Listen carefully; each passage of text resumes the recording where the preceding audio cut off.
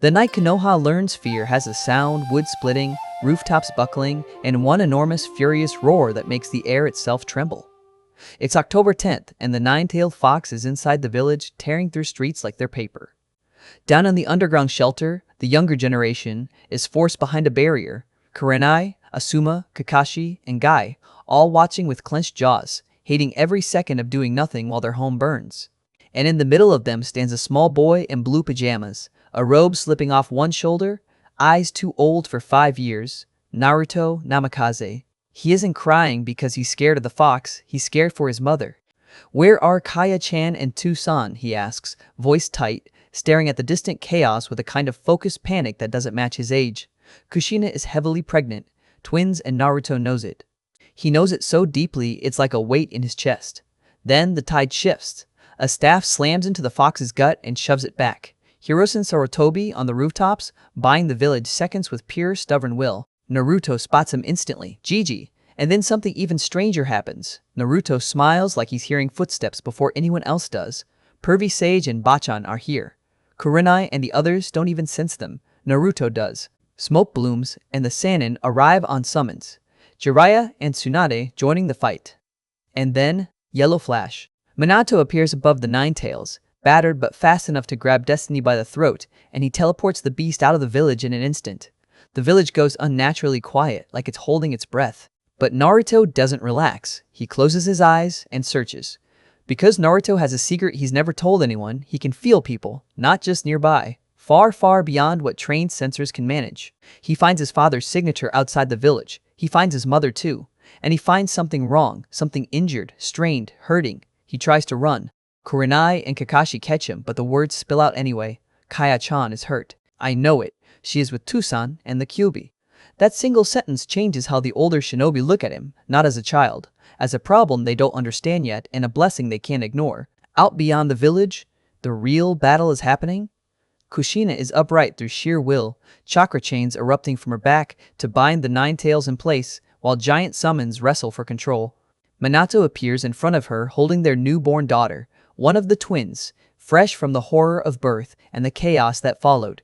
Kushina has been ripped open in the worst way, not by claws, but by loss. The Nine Tails has been torn out of her. Her body is wrecked, her chakra unstable, but she refuses to collapse. Minato speaks like a man swallowing glass. If they seal the fox back into Kushina, she dies. He won't do that to Naruto. He won't do that to the twins. So they do the unthinkable. They prepare to seal the Nine Tails into a newborn. Help arrives fast. Hiruzen, Tsunade, Jiraiya moving like a coordinated storm while Kushina gets healed just enough to keep standing. The plan is brutal and precise. Hold the fox with a four-corner sealing method long enough for Minato to lay down the 8 trigrams. The Nine Tails fights like a god trapped in a cage. It breaks chains. It throws power at them like thunder. It tries to slash the newborn because even a monster understands leverage. They don't flinch. The 4 sealers take positions around the beast and unleash the 4-corner sealing jutsu, chakra forming a net that wraps around the fox's entire body. The fox screams that it won't be sealed again, and the moment almost breaks them, until Hiruzen steps forward and stares into those red eyes with absolute certainty. You are too dangerous to be allowed to roam freely. Minato finishes the job. Blood markings, symbols, a spiral of fate on a baby's stomach. The 8 trigram seal ignites. Then the Nine Tails is dragged, roaring, into the newborn like an ocean forced into a bottle. When it's over, the world feels quieter than it should.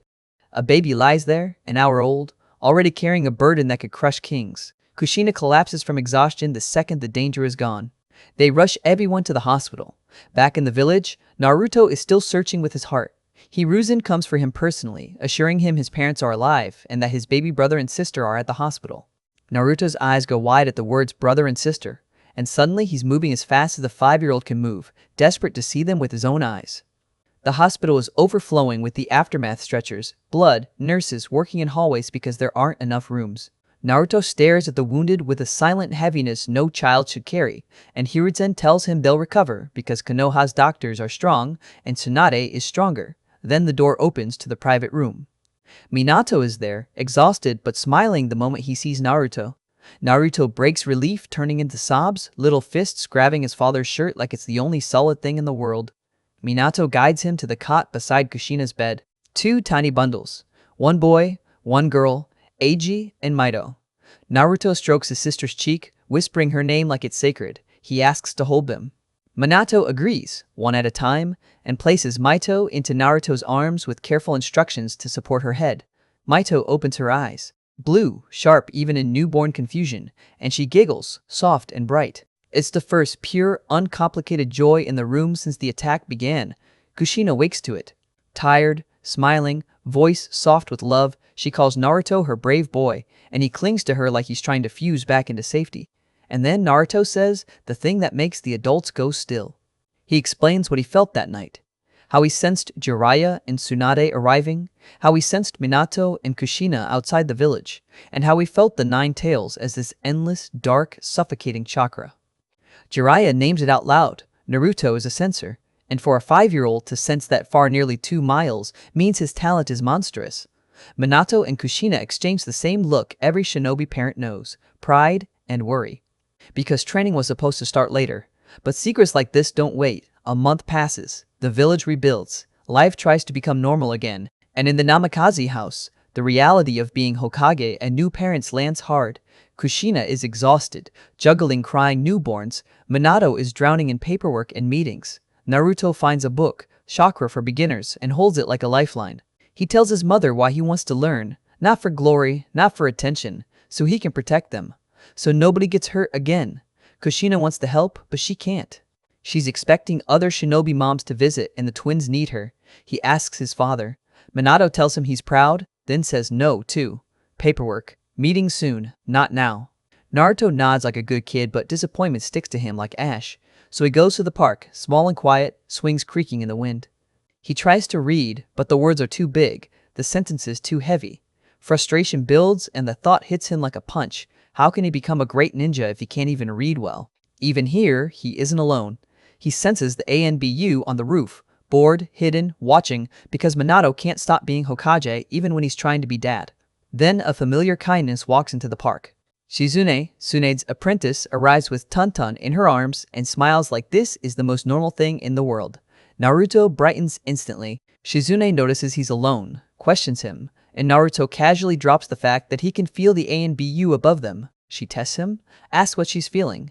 Naruto concentrates like he's trying to catch a scent, then nails it, happy, cheery, and a little cheeky. Shizune laughs, impressed, and then she notices the book. When Naruto admits he can't understand it, Shizune doesn't tease him. She sits with him, puts him in her lap, and reads the basics slowly. What chakra is, how it's made, how it moves. And then, right there in the park, she offers him the first real step his parents couldn't give him that day. She'll teach him to access his chakra. She shows him the ram hand sign. She explains the warm feeling in the stomach, how to search for it, focus on it, pull it to the surface.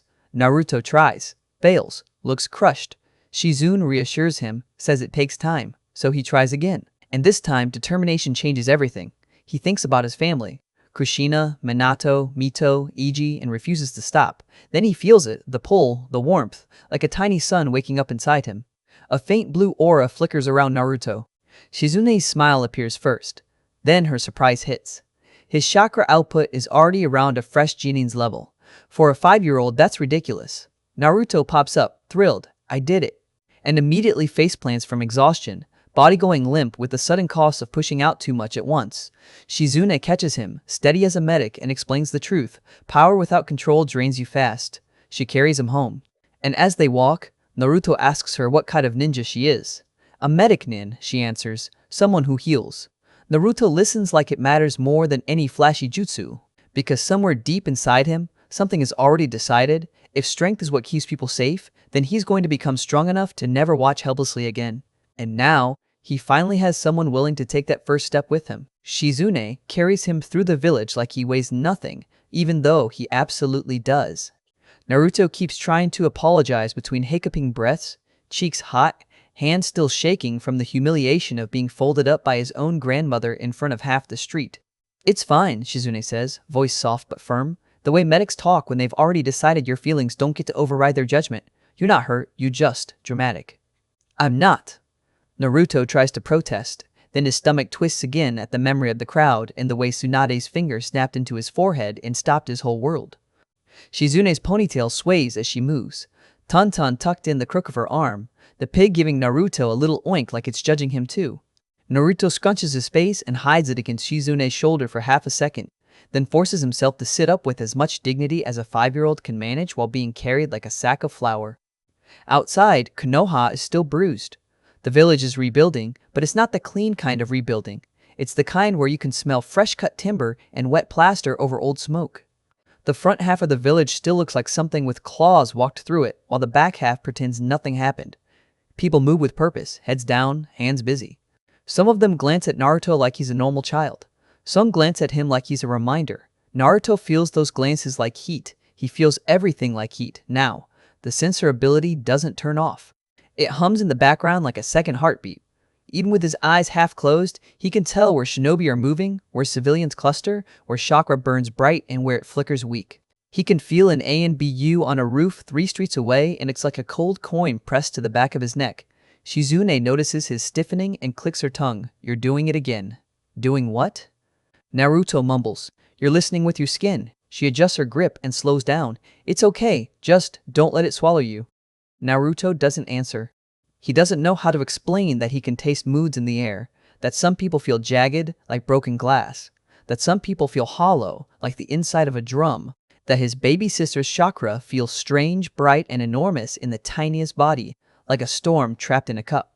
They reach the Namikaze house. It's quiet from the outside, too quiet for a home with 2 newborns. The stillness makes Naruto instantly uneasy until he senses it. Inside, 2 tiny signatures pulsing, one calmer, one restless. Mito, Eiji.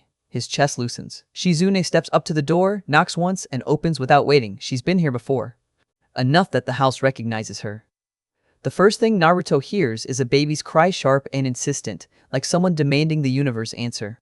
Mito-chan, Naruto whispers automatically, and his feet hit the floor as soon as Shizune lowers him. Kushina is already in the nursery, rocking his sister with tired patience, red hair messy, eyes heavy. The moment she sees Naruto, her face softens, then tightens with that mother look that says, I love you, and I'm about to lecture you. Naru-chan. Her voice is gentle, her eyes are not. Where were you? Naruto's mouth opens, then closes. He glances at Shizune like a lifeline. Shizune lifts one shoulder. He was at the training ground, with Tsunade-sama. Kushina freezes for half a beat. He was? Naruto rushes in fast. I didn't mean to bother Bachan. I wanted to train. I wanted to get strong. Kushina's gaze drops to his hands, to the faint dirt under his nails, to the smear on his cheek, to the way he's still trying to stand like a soldier even though his eyes are puffy. The anger drains out of her. Something else replaces it, something heavier. Naruto sees it, feels it, warm exhaustion, frustration, fear that doesn't want to be called fear. I know, Kushina says quietly. I know why you want it. Amito squirms and lets out a louder cry, face scrunching red. Kushina bounces her gently. Naruto moves closer, instinctive, and the baby's chakra flares like it recognizes him. For a second, Naruto feels that big, endless thing under her tiny pulse, the sealed beast, the weight no infant should carry. His throat tightens. Kushina watches him watch her. She can tell he's sensing. She's learning his new habit the way parents learn the rhythm of a new baby's breathing. You're okay, Kushina murmurs to Naruto, like she's saying it to herself too. We're okay. Shizune clears her throat. Tsunade-sama said, she'll talk to you later. Naruto's head snaps up. Ba-chan isn't mad? Shizune gives him a look. She's always mad. That's her default state. But she likes you. And she's interested. Interested? Naruto echoes, not sure if that's good. It means, Shizune says, you caught her attention for more than 5 seconds. That's basically a miracle. Kushina snorts softly, even with exhaustion. That sounds like her. Naruto's face burns again. He remembers the finger flick, the way he couldn't move, the way his body betrayed him. I was really bad, he says, small. Kushina steps closer and cups his face. Her hands are warm, strong. You weren't bad. You were brave. You just ran at a mountain and got surprised that it didn't move. Naruto blinks, because that makes sense in a painful way. And, Kushina adds, voice lower, you don't go out like that without telling us. Never again. Naruto nods quickly. Never again. Shizune shifts, setting Tun-Tun down. The pig waddles in a circle, then sniffs Naruto's ankle and oinks like, good, you've learned. Shizune's eyes flick to the hallway, to the office door at the back of the house. Minato-sama's home? Kushina tilts her chin. Paperwork. Always paperwork. Naruto feels his father's chakra through the wall, steady but stretched thin, like a cord pulled too tight. It makes Naruto's chest ache in a different way. Minato is there, but he's not there. He's everywhere. Hokage. Husband. Father. Protector. And Naruto is 5. And he wants a place in that. Shizune kneels beside Naruto, gaze level with his. Tomorrow, she says, come to the park, the small one near here. Naruto's eyes widen. Why? Because, Shizune says, you need someone to teach you the basics. Your parents can't right now. Tsunade-sama is Tsunade-sama, but I can at least get you started. Naruto's breath catches. Really? Shizune taps his nose the same way she did earlier, affectionate and teasing. Really? And if you behave, I'll even bring Tun-Tun again. Tun-Tun oinks like it's a prize. Naruto nods so hard his hair flops. I'll behave. I'll be perfect. Shizune stands, glancing toward Kushina. Let him do something. Just, controlled. If he keeps trying to do this alone, he'll find someone worse than Tsunade-sama to copy. Shina's mouth tightens because she knows that's true. In a village full of shinobi, a prodigy child is a magnet for the wrong kind of attention. Okay, Kushina says finally. Controlled. Naruto feels something inside him ignite. Not chakra. Not yet. Hope. The next day drags like a mission. Naruto sits through lunch with the other shinobi mothers visiting, voices filling the living room, laughter sharp, rivalry simmering. Mikoto's chakra feels calm and precise, like a blade in a sheath. Tsume's feels wild and loud. Yoshino's is quiet and patient. Inoichi's wife's chakra is bright and fluttery like wind chimes. Babies cry. Adults talk. Naruto smiles politely, but his mind is already outside. Training. When Kushina finally releases him with a look that says, don't make me regret this, Naruto bolts down the street like his sandals are on fire. He reaches the small park and finds it empty again. The swings move slightly with the wind. The sun sits high, the world feels wide. He sits, clutching the Chakra for Beginners book he can barely read, and kicks his feet a little too hard, trying to throw frustration into motion. How can I be a good ninja if I can't even read well? The thought hits him like a punch, because it's true. His father reads missions and treaties. His mother reads seals and formulas. Tsunade reads people like she's slicing them open without a scalpel. Naruto can sense chakra. He can feel emotions. But he can't even pronounce half the words on the page. He looks up at the roof again. The ANBU is there. Bored, cold, watching. Naruto can feel the boredom like a lazy itch. I know you're there, Naruto mutters under his breath. The ANBU doesn't move, doesn't answer. But Naruto feels the slight shift of attention, like a camera turning. See, Naruto says, voice quiet but smug. I can tell. Footsteps behind him. Naruto turns and sees Shizune walking toward him. Tun-Tun in her arms, smile gentle. She looks normal, almost civilian, in a way that makes it easy to forget she's a medic 9 trained under a Sannin. But Naruto can feel her chakra, controlled, smooth, like water in a glass. Hi Shizune-san, Naruto says automatically, polite as always. Shizune sits beside him and taps his nose. What did I tell you about San? Naruto's cheeks color. Shizune, Ni-chan. Good, she says, satisfied. Tun-Tun oinks. Naruto giggles despite himself and pets the pig. Hi Tun-Tun. Shizune's eyes move over him like a quick medical scan. Now what are you doing here all by yourself? No Kakashi? No Jiraiya?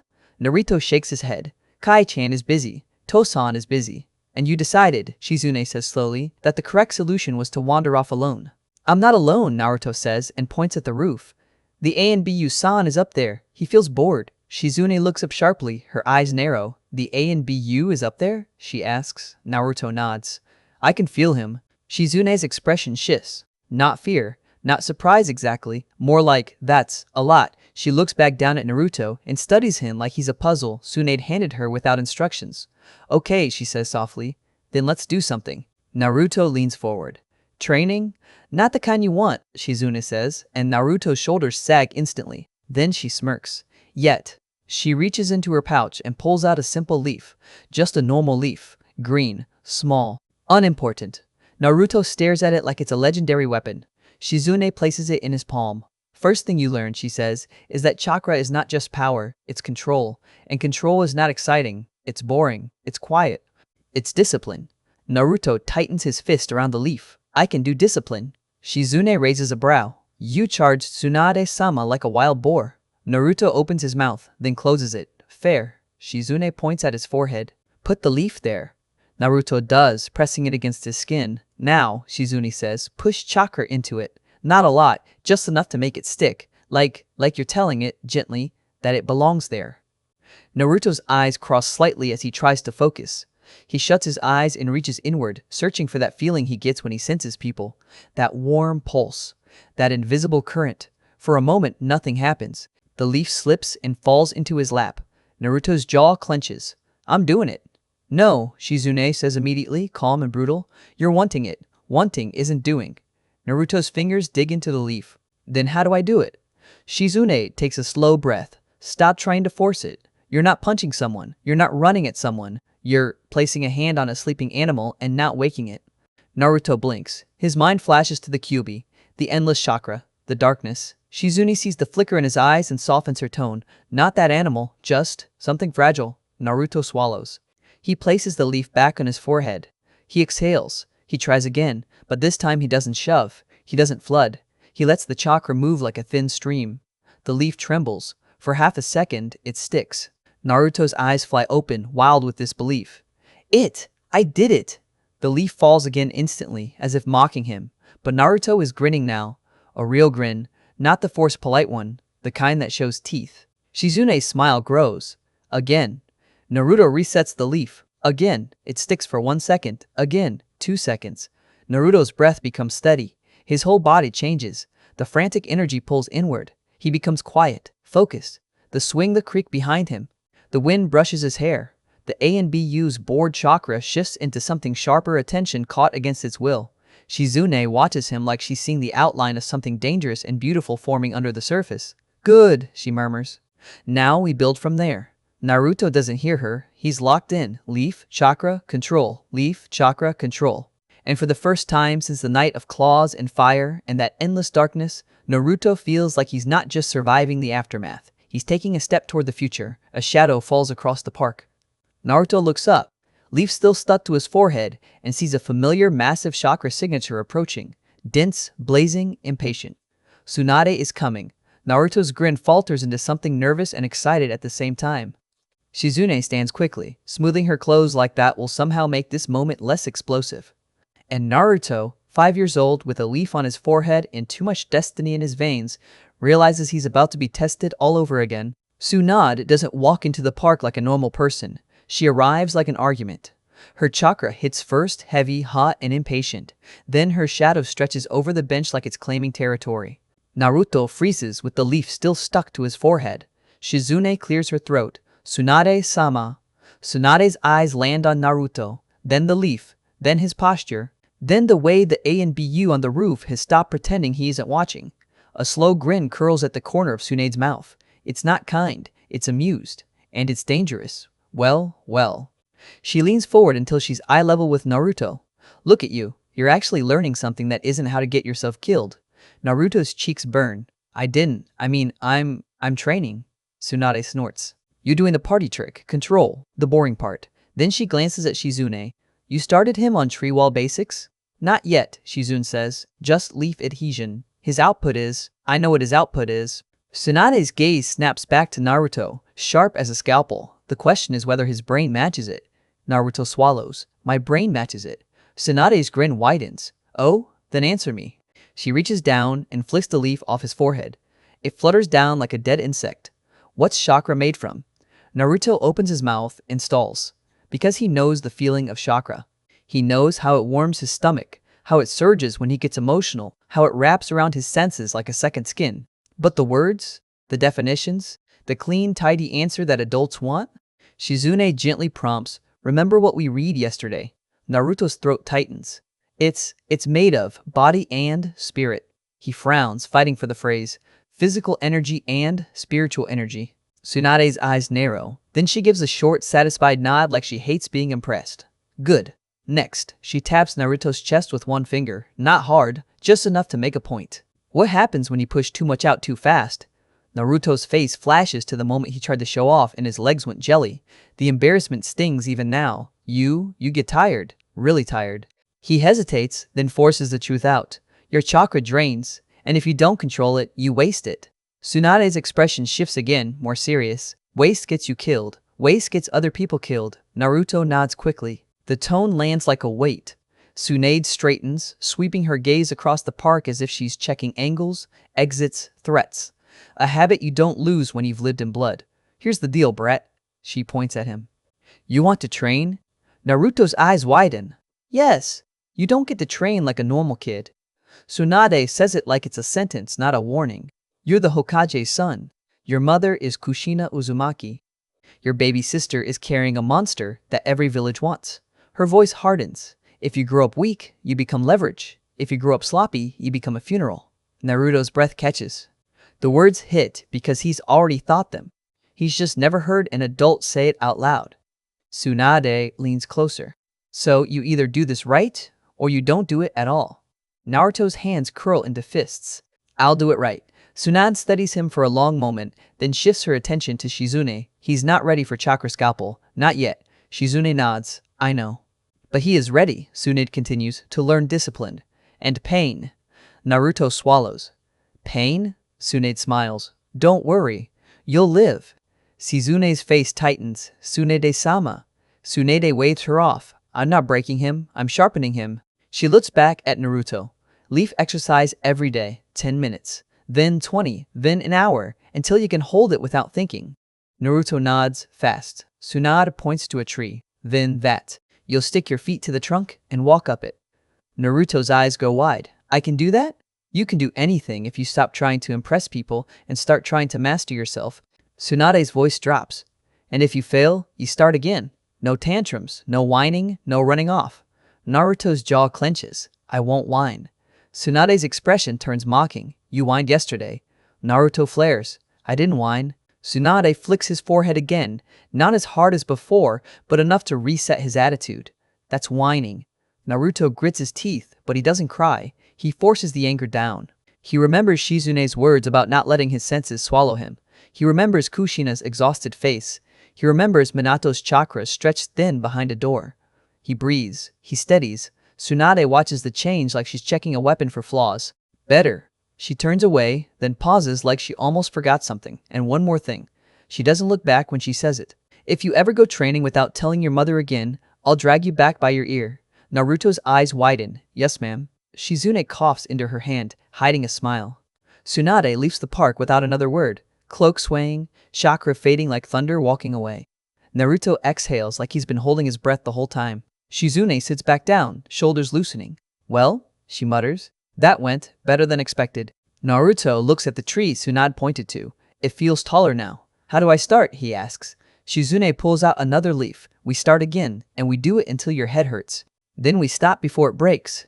Naruto nods. Okay, so the days begin to stack. The exercises are boring. That's the point. Naruto sticks leaves to his forehead and arms until sweat runs down his temples. He walks to the tree and tries to push chakra into his feet the way Shizune teaches him. He fails. He slides down. He scrapes his knees. His stomach twists with frustration. Sometimes he wants to scream because his body feels too small for the goal inside him. And every single time, Shizune calmly resets him. Less force. More control. Feel the chakra. Don't fight it. Guide it. Naruto listens.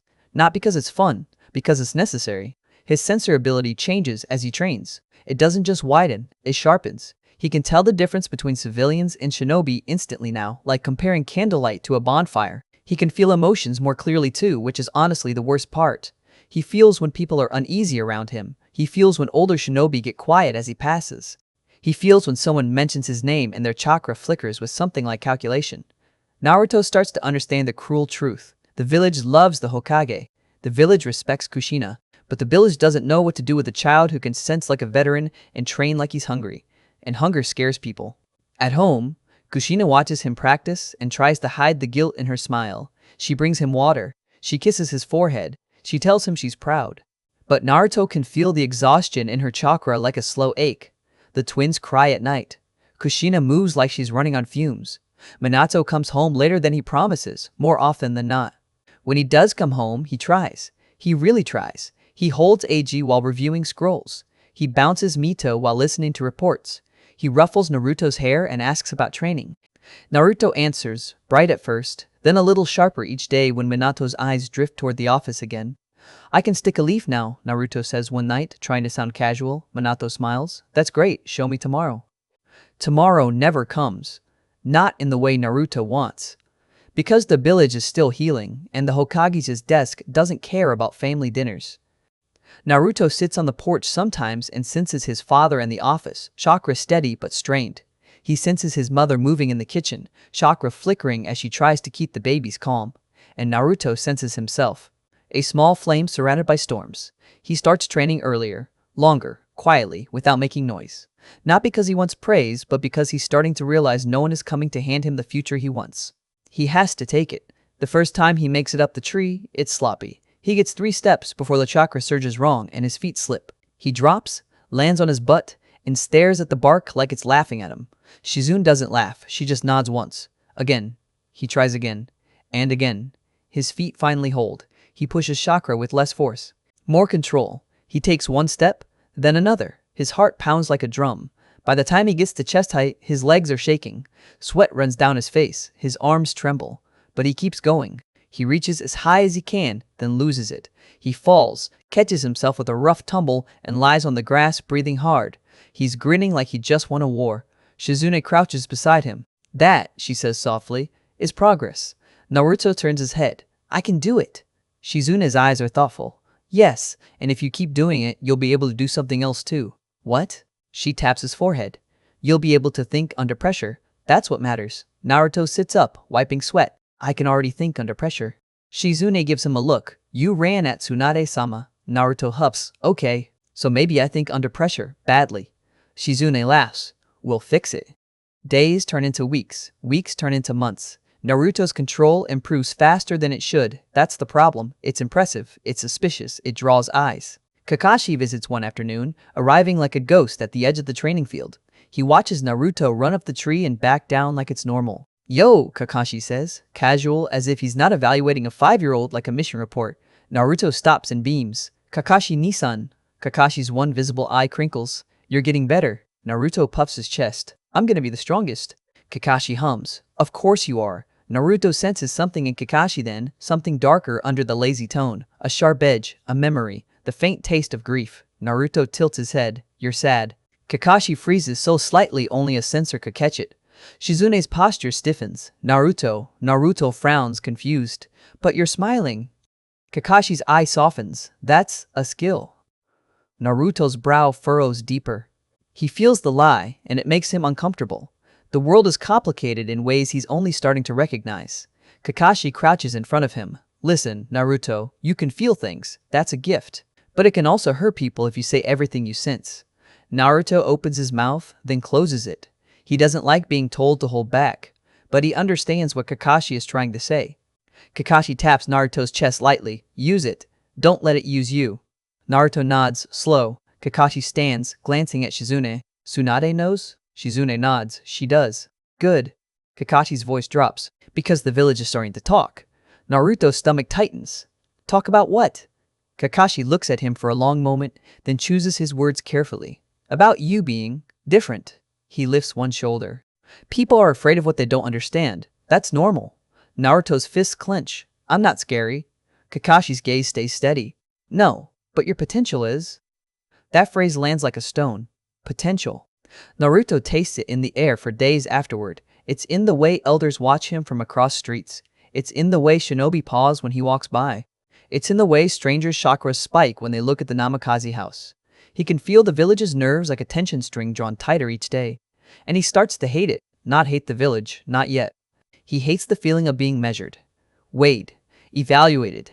He hates being a story people whisper about instead of a kid people talk to. So Naruto does something simple. He gets better. He trains harder. He becomes so good that whispers become certainty, and that certainty becomes politics.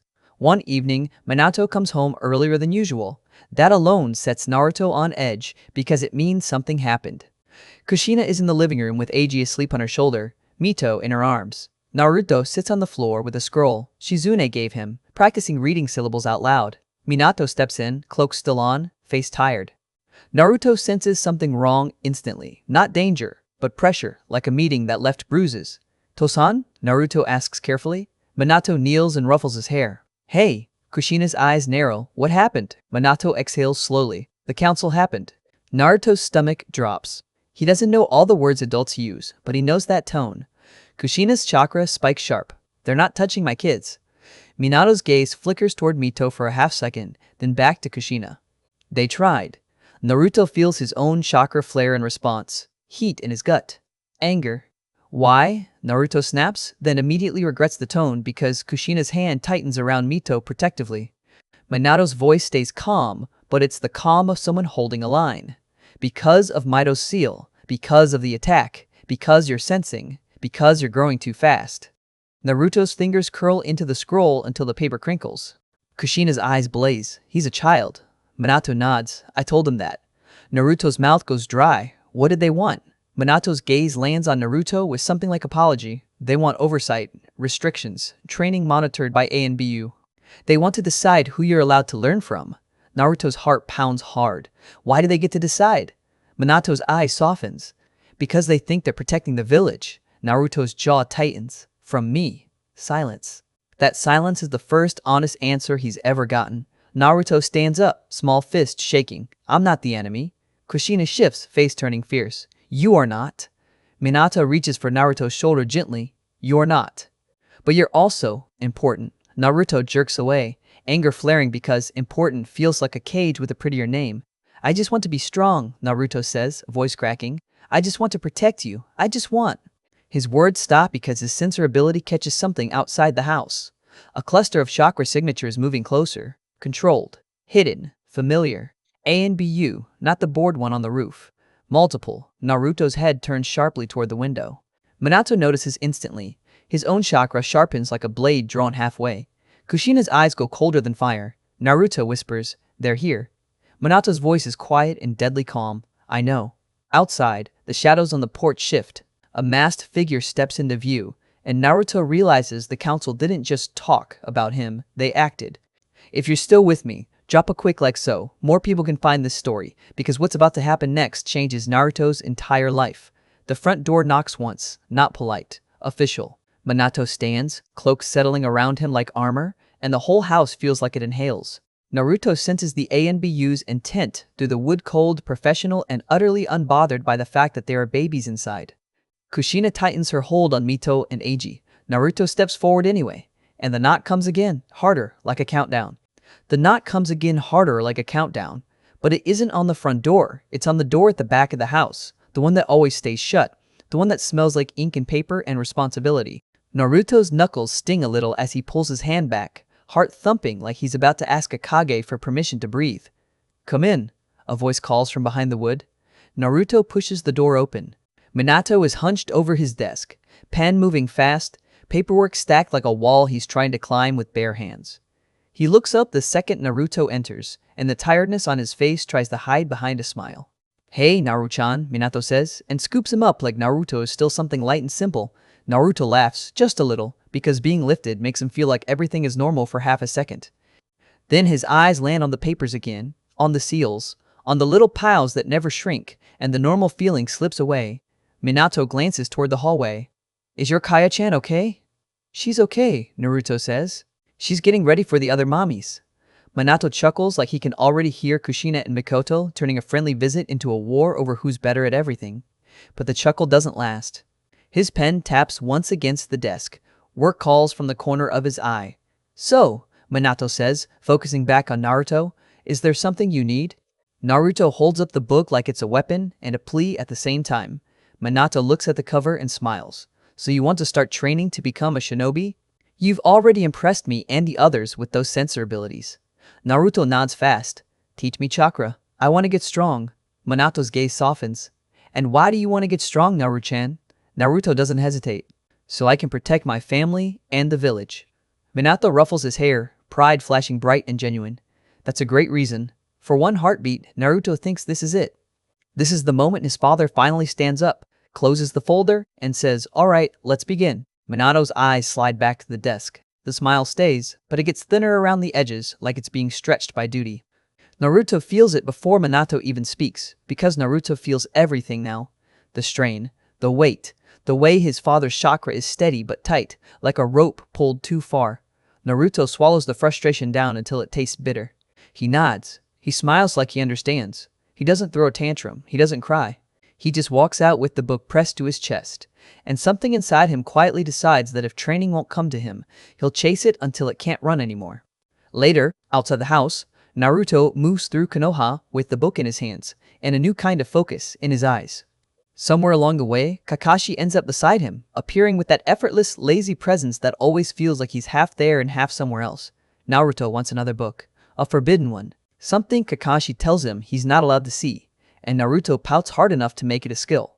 While Kakashi handles whatever adult errand he's doing, Naruto wanders the shinobi section, scanning titles he can barely read. And then he finds it, Chakra for Beginners. He asks Kakashi to buy it. Kakashi shrugs like it's nothing and pays for it, and Naruto lights up like someone just handed him the future. The problem hits the moment he opens the book. The words are too long. The syllables trip him. He squints until his eyes sting, tries to force the letters to behave. 10 minutes later, he's frustrated enough to shove the book down beside him like it betrayed him. How can I be a good ninja like Kaya-chan and Tucson if I can't even read well? That question doesn't feel small. It feels like a crack in the floor. Naruto sits on the swing and kicks, letting the motion burn off the helplessness. Then his senses rise up again, reflexive, searching the rooftops. He feels it, strong chakra above, steady and hidden. Maybe Tucson sent an ANBU to watch me. Naruto looks up and stares like he can pierce the roof with stubbornness alone. The presence feels bored, not hostile, not worried, just there. Minutes pass in silence. Then a voice calls him from behind. Naruto turns, and his expression brightens when he sees Shizune walking toward him, kind smile on her face, Tun, tucked in her arms. Hi Shizune-san, Naruto says politely. Shizune taps his nose. What did I tell you about calling me San? She tells him to call her Shizune-chan or Shizune-ni-chan. Naruto nods, smiling. Okay, ni-chan. Tun oinks, nuzzles his leg, and Naruto giggles while he pets her. Shizune's eyes move over him fast, noticing the book, noticing the way he's alone. She asks where Kushina and Minato are. They're busy, Naruto says. Kaya-chan has the clan mommies over for lunch, and Tosan is busy with paperwork. What about Kakashi, or Jiraiya? Shizune asks. Naruto shakes his head again. Shizune doesn't like that. Naruto can feel it, her concern tightening. So you are here all by yourself? She presses. Naruto shakes his head once more and points up. No. The ANBU-san is up on the roof, though he feels a little bored. Shizune looks up, skeptical, then looks back down at Naruto with a new kind of interest. She remembers what Tsunade said. Naruto has sensor ability, and now she's seeing it with her own eyes. For someone so young, it's not just rare, it's alarming in the best way. Naruto taps the book with his finger, frustrated. I want to learn, but it's hard. Shizune's expression softens. She doesn't pity him, she doesn't baby him, she just slides closer, takes the moment seriously. All right, she says, calm, then we do this properly. She starts by helping him with the words, slowly, patiently turning big concepts into smaller bites. Naruto listens like every sentence is a brick in a wall he's building around his family. Then she shifts from reading to practice. She teaches him the first real thing, how to find chakra inside himself, how to feel it, how to bring it up without flooding his body and collapsing. And Naruto tries, hard. He fails at first, he gets frustrated. He wants to force it the way he forces everything. But Shizune doesn't let him. She guides him back into control, into focus, into discipline. And when it finally happens, when Naruto feels that warm pull in his gut and a faint aura answers his will, his eyes widen like he just discovered fire inside his own skin. He did it. Not because someone gifted it to him, because he refused to stop. And somewhere above them, the bored ANBU presence shifts, attention sharpening. Because the Hokage's sun just lit up like a signal flare in the middle of a park, and the village doesn't ignore signals like that. Naruto looks at Shizune, breathing hard, cheeks flushed with triumph. So, he says, voice shaking with excitement, what do we do next? Shizune smiles, gentle, proud, and a little worried too, because she could already see where this road leads. Next, she tells him, we make sure you don't burn yourself out chasing strength. Naruto nods fast, but in his chest, the hunger has already woken up, and it isn't going back to sleep. The village doesn't ignore signals like that. From the day Naruto's chakra flares in the park, the shadows around him stop being bored. They become organized. Schedules shift. Masks change. He starts recognizing the same cold presence in different places. Always watching, always measuring, always ready to step in if he slips. And Naruto hates it. Not because he fears them, because he understands what it means. It means the village has decided he isn't allowed to be ordinary anymore. So Naruto stops chasing ordinary. He chases control. The months roll, and the exercises Shizune gives him turn from chores into rituals. Leaf adhesion becomes second nature. Tree walking becomes an obsession. Wall walking follows. Not because he wants to show off, because every time he masters a new step, the noise in his head quiets for a second, the fear becomes smaller. The Knight of the Nine Tails becomes farther away. Tsunade checks in often enough to keep him honest. She doesn't praise, she pokes, she tests. She pushes him until he nearly snaps, then watches to see if he rebuilds himself stronger or breaks into excuses. Naruto learns early that excuses are useless. Kushina tries to be there. She really does.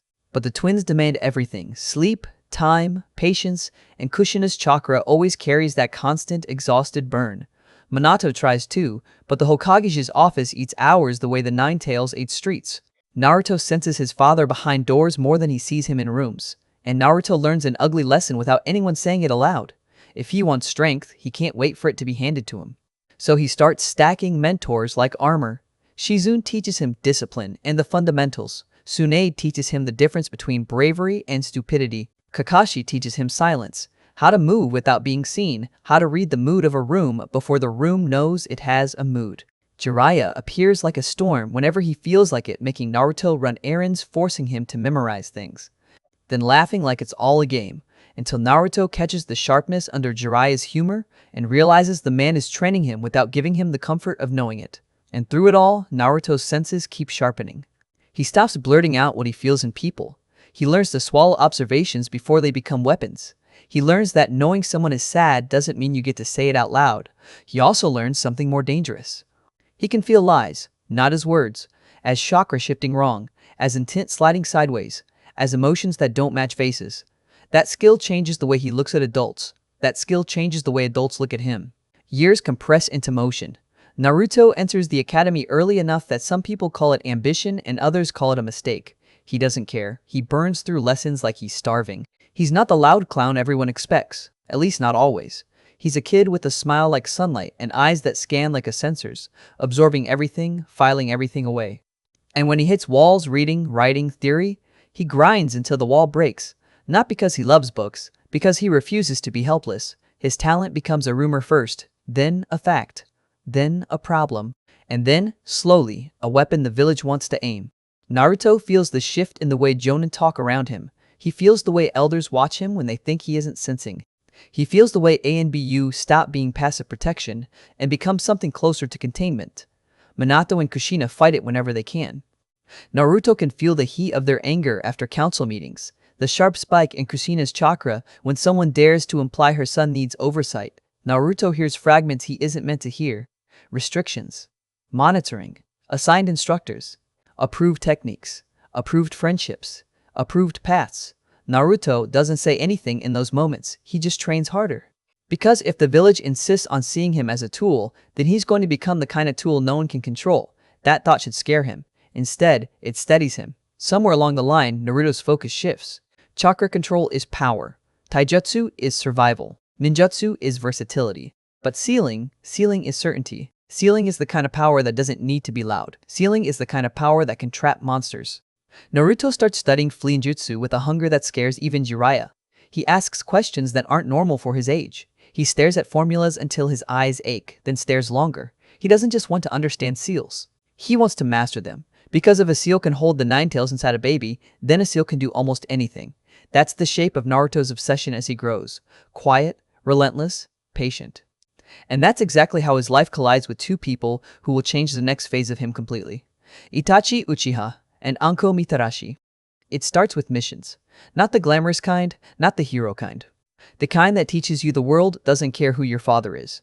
The kind that teaches you sand gets into everything. The kind that teaches you that ally and enemy can swap places depending on who's standing behind them.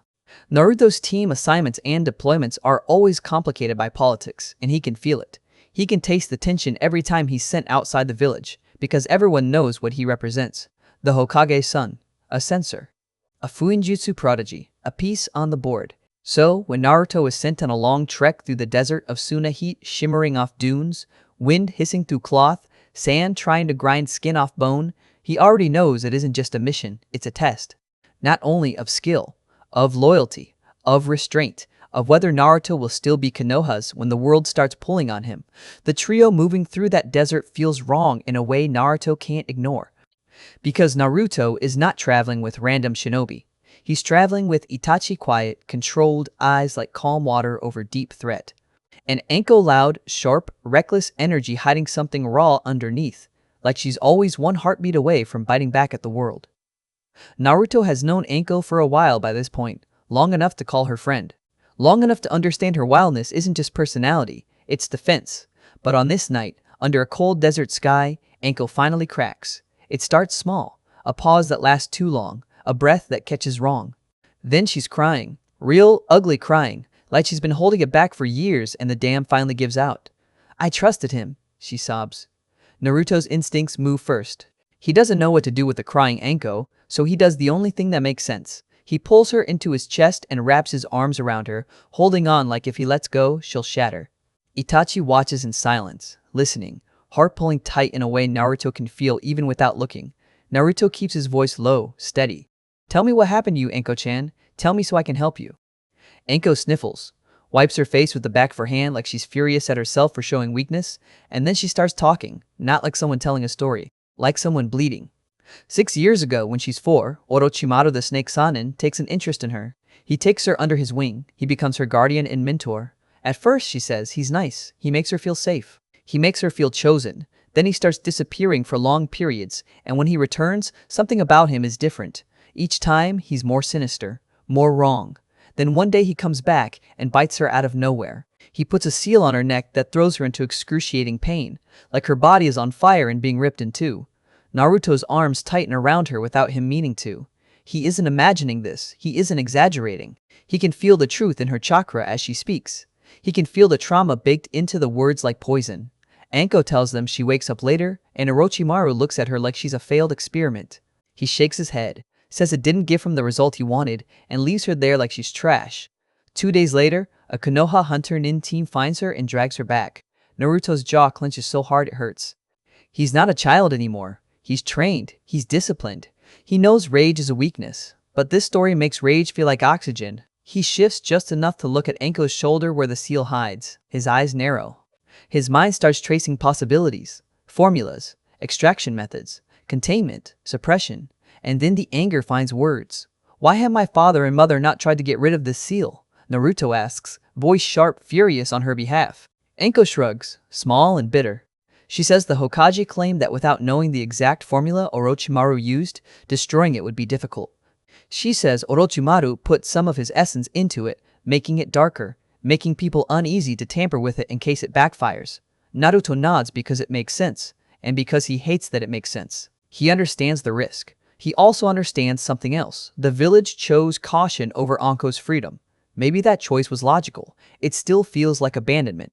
Naruto pulls the seal covering back into place like he's trying to protect her from his own fury. He takes a breath, then he speaks with a steadiness that surprises even him. Anko-chan, look at me. She looks up, eyes red, mouth tight like she expects comfort and hates herself for needing it. Naruto's voice drops. As you know, I am practicing and training to be a fūinjutsu master. And after seeing this seal and hearing your story, I will make you this promise. The desert wind hushes like it's listening. Naruto's chakra steadies, controlled, because if he lets emotion spill, he'll say something sloppy. And Naruto doesn't do sloppy promises. I promise I will make Orochimaru pay for hurting you, Naruto says, each word clipped, precise. And I will get that seal off you. I promise it on my way of the shinobi. Anko's eyes go wide, shock first, then something fragile, hope trying to breathe for the first time in years. Itachi speaks from the side, so quiet you could almost miss it. I second that.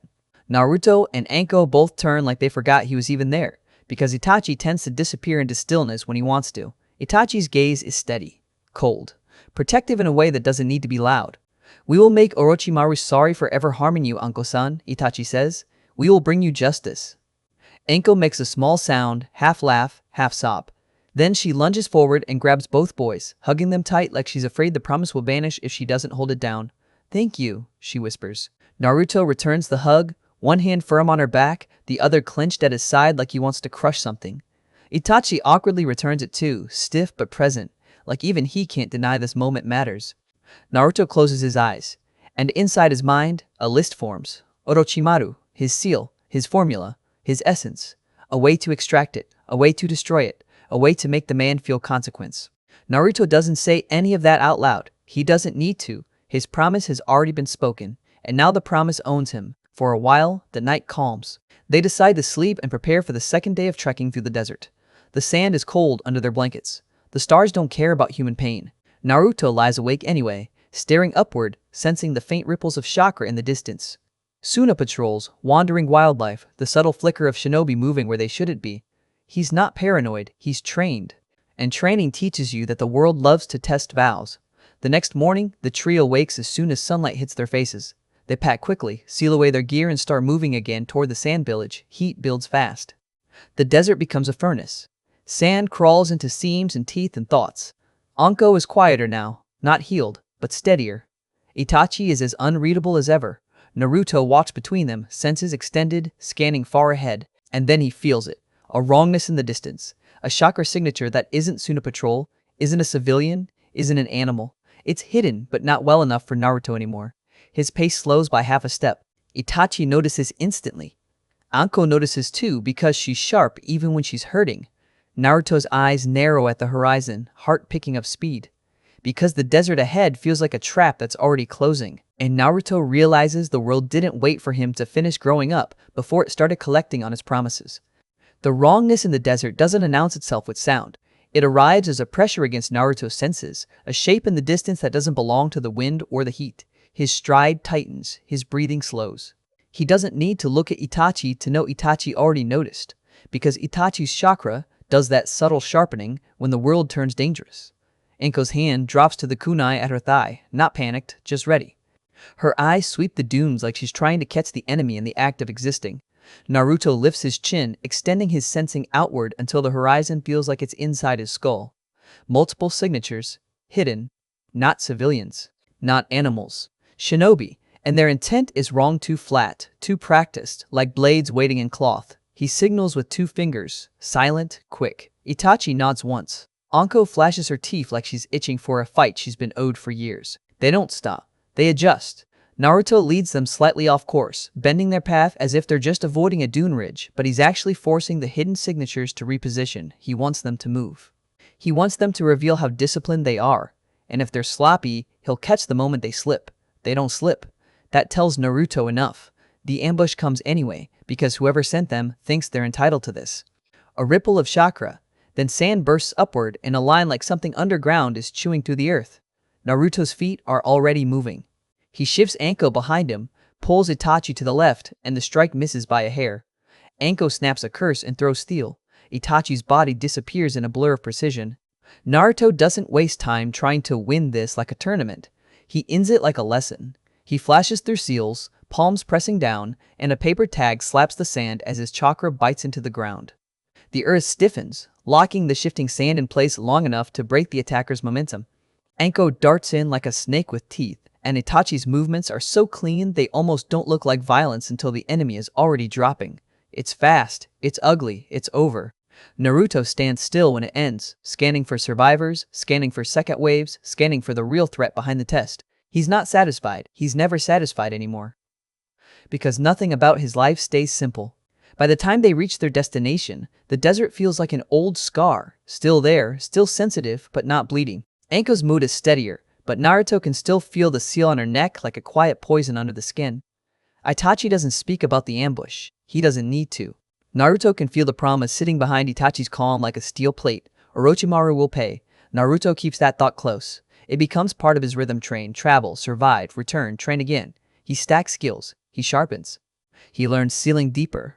Not for fame, for certainty. And somewhere in the middle of all that, Naruto's name stops being a rumor and becomes a title people use when they're trying not to sound intimidated. Prodigy, guardian, problem. He ends up in rooms he shouldn't be in yet, watching meetings he shouldn't be allowed to watch, because politics loves a weapon. It can point and call necessary. By the time he's old enough to wear the role without it swallowing him, Naruto is already standing among the Guardian 12, and the world is already watching what he'll become. That's how he ends up in the same place as her, Kurotsuchi of Iwa. The first time they clash, it isn't friendly. It's a stage dressed up as diplomacy, a controlled environment where the adults pretend the kids are just sparring, while everyone quietly measures bloodlines, temperaments, and potential future wars. Naruto steps onto the field with a sword at his hip, calm on the outside, restless on the inside. His senses skim the stands. He can feel Kushina watching from afar, her chakra tight with protective pride and sharp worry. He can feel Tsunade's attention like a hot coin. He can feel Hiruzen, steady as stone. He can feel Noki too, heavy and watchful, like the earth itself is judging. Then Kurotsuchi attacks. She doesn't waste time with introductions. She fights like she's carrying Iwa's stubbornness in her bones. Naruto answers in kind. Steel flashes, feet slam. Their weapons lock, and for a second the world reduces to pressure, leverage, will. Naruto pushes her back with superior strength, sending her sliding a couple meters. Kurotsuchi lands clean anyway, eyes sharp, grin refusing to die. Then she spits mud. Doton, Doro no Gazo, globs rocket toward Naruto's face like cannon fire. Naruto inhales, chest expanding, and exhales a blast of wind. F-quote, Daitapa. The gust tears through her mud shots, shredding some, sweeping others aside. In the stands, Kushina's thoughts spike hard because Naruto is showing more than he should. Even she is startled by it. Wind, earth, water, multiple elements flowing out of him like he was born with a storm in his lungs. Naruto doesn't show off for the crowd. He shows off because Kurotsuchi is real. She doesn't fold, she adapts. They trade strikes fast, controlled, each block answered by a counter, each counter answered by something sharper. Naruto's speed forces her to respect him. Her grit forces him to stay honest. Naruto drops shadow clones, 3 of them, sending them forward in a coordinated press, while his real hand rests on the sword hilt. Up in the box, Hiruzen watches the setup, and Tsunade recognizes the intention before Naruto even moves. He's going for it again, Hiruzen says. Tsunade's expression tightens. It's early for Naruto to be going for it again. Naruto's clones herd her into the angle he wants, and Naruto flashes forward like a line of lightning. Itori Shishi Sonson, a direct hit strike, clean, decisive. The kind of move that ends fights if it lands. Kurotsuchi sees it. Not the full secret of it, but enough. The general dynamics, the intent, the commitment of Naruto's body. Instead of freezing or blocking wrong, she charges a clone, plants a foot on its shoulder, and vaults into the air, using Naruto's own setup as her escape route.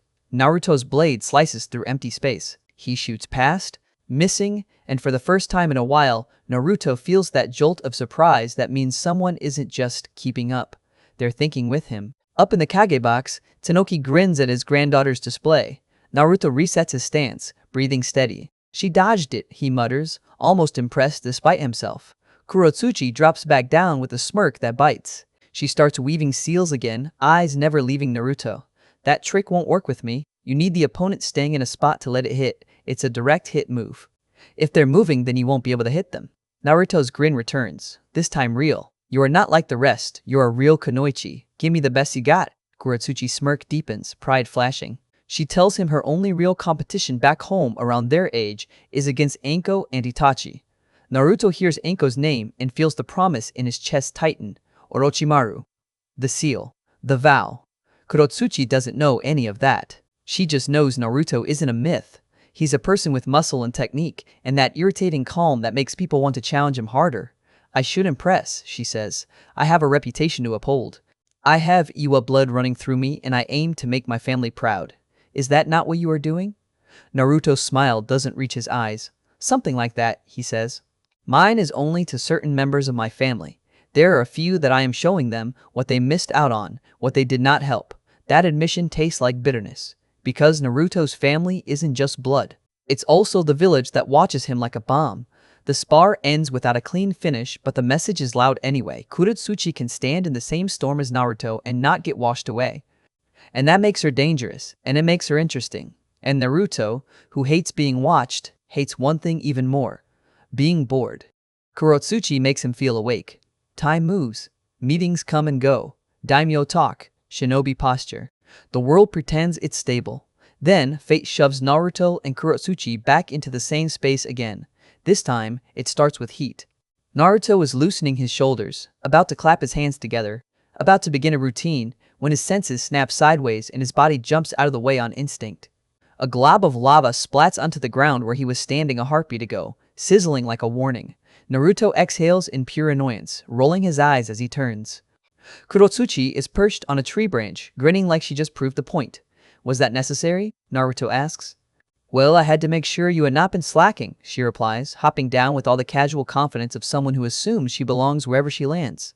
Naruto crosses his arms. So am I up to par?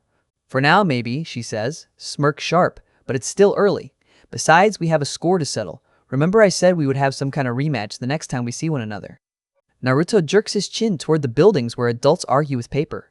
The fire daimyo already warned me not to start any trouble. The earth daimyo told us the same thing, Kurotsuchi shoots back. But we are not causing any trouble. We are just sparring with one another. No kill shots though. Naruto pauses, then nods. Fine, no kill shots. The rematch is brutal in the quiet way, not loud explosions. Not flashy taunts. Just relentless skill. They spar through most of the afternoon. Naruto notices immediately how much she has improved. How she fights like someone closer to Jonin than Chūnin. How her Yoten forces him into constant motion, dodging and running so he doesn't get melted. Kurotsuchi is breathing harder now, irritation building because Naruto is stronger again, stronger than last time, and the gap still won't close. She refuses to accept that. Her pride doesn't allow it. Naruto feels that pride in her chakra. It's loud without being reckless. It's the kind of pride that makes someone get back up even when the floor wants them to stay down. He respects it. He doesn't say that out loud. They clash at close range, hands, elbows, knees, then separate, then clash again. Kurotsuchi ducks a punch and notices Naruto's stance is a little too wide. She grins like she found a crack. Naruto sees her plan at the same time, but not fast enough to stop it cleanly. She entwines her legs with his and tries to drag him down. Naruto answers with weight and strength, pushing back, refusing to topple. They stumble anyway. Gravity wins. Kurotsuchi hits the ground on her back. Naruto lands on top of her, and their faces end up inches apart, noses grazing. The world goes suddenly quiet. Naruto can feel her breath. He can feel her chakra spike in a way that has nothing to do with combat. Heat rises in his own face like a betrayal. He hates that his body reacts faster than his discipline. Kurotsuchi blushes. Naruto blushes. And for a heartbeat, both of them lean in like the universe narrowed down to a single choice. Then reality slams back into them. They stop. Both pull away, sharp and awkward like they just stepped too close to a cliff edge and finally notice the drop. Naruto scrambles off her, sitting beside her on the ground, staring at nothing for a second like he needs to reboot his brain. Oh, I'm sorry. That was my fault. Kurotsuchi sits up and looks away so he won't see the blush still burning on her face. It's fine. It was a sparring match. Something like that happens from time to time. Naruto nods, pretending he believes her. He doesn't. And the worst part is, he can sense that she doesn't either. They sit there longer than they should, the air between them charged with everything they didn't say. Naruto's mind flickers to the hatred between fire and earth, to what the adults would do if they saw him here like this. He thinks of Kushina's protectiveness, Minato's tired diplomacy, Noki's grin in the Keiji box. The way the world loves to turn people into symbols. Kurotsuchi shifts, finally breaking the silence by speaking like she needs something practical to hold on to. She tries to make her blush fade, asks about guard duty. Naruto shakes his head. I have already done my shift today.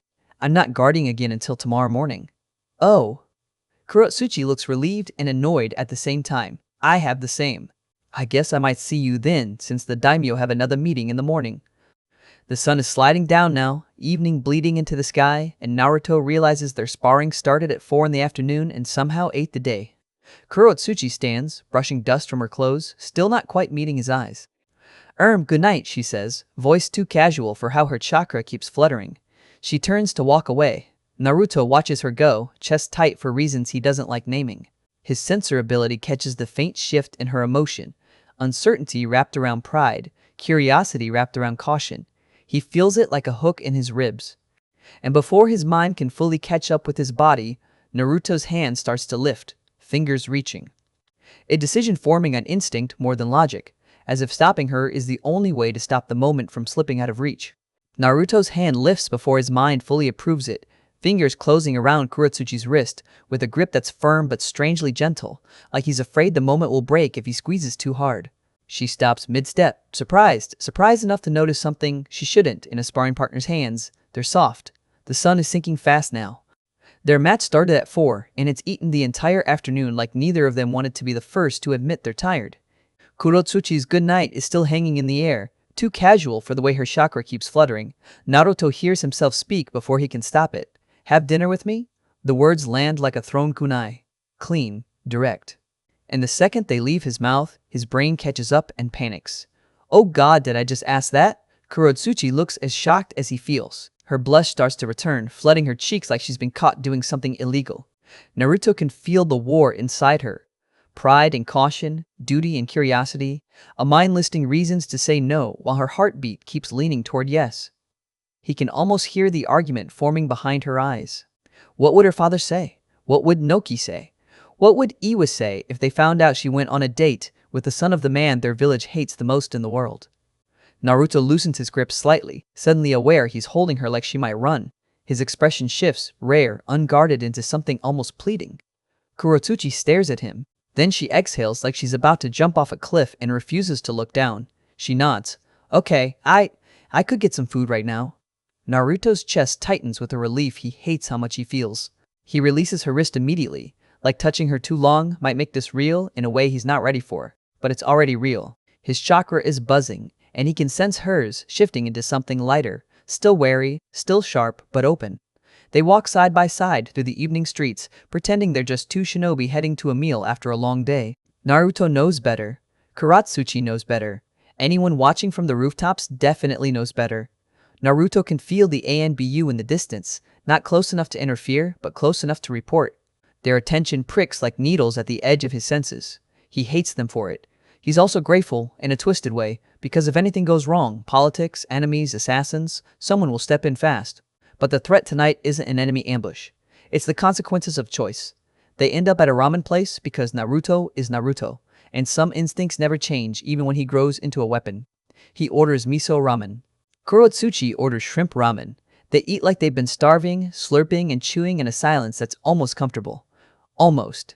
Small talk starts carefully, like both of them are testing the water with fingertips first. Kurotsuchi glances at him over her bowl. So how did your parents take you joining the Guardian 12?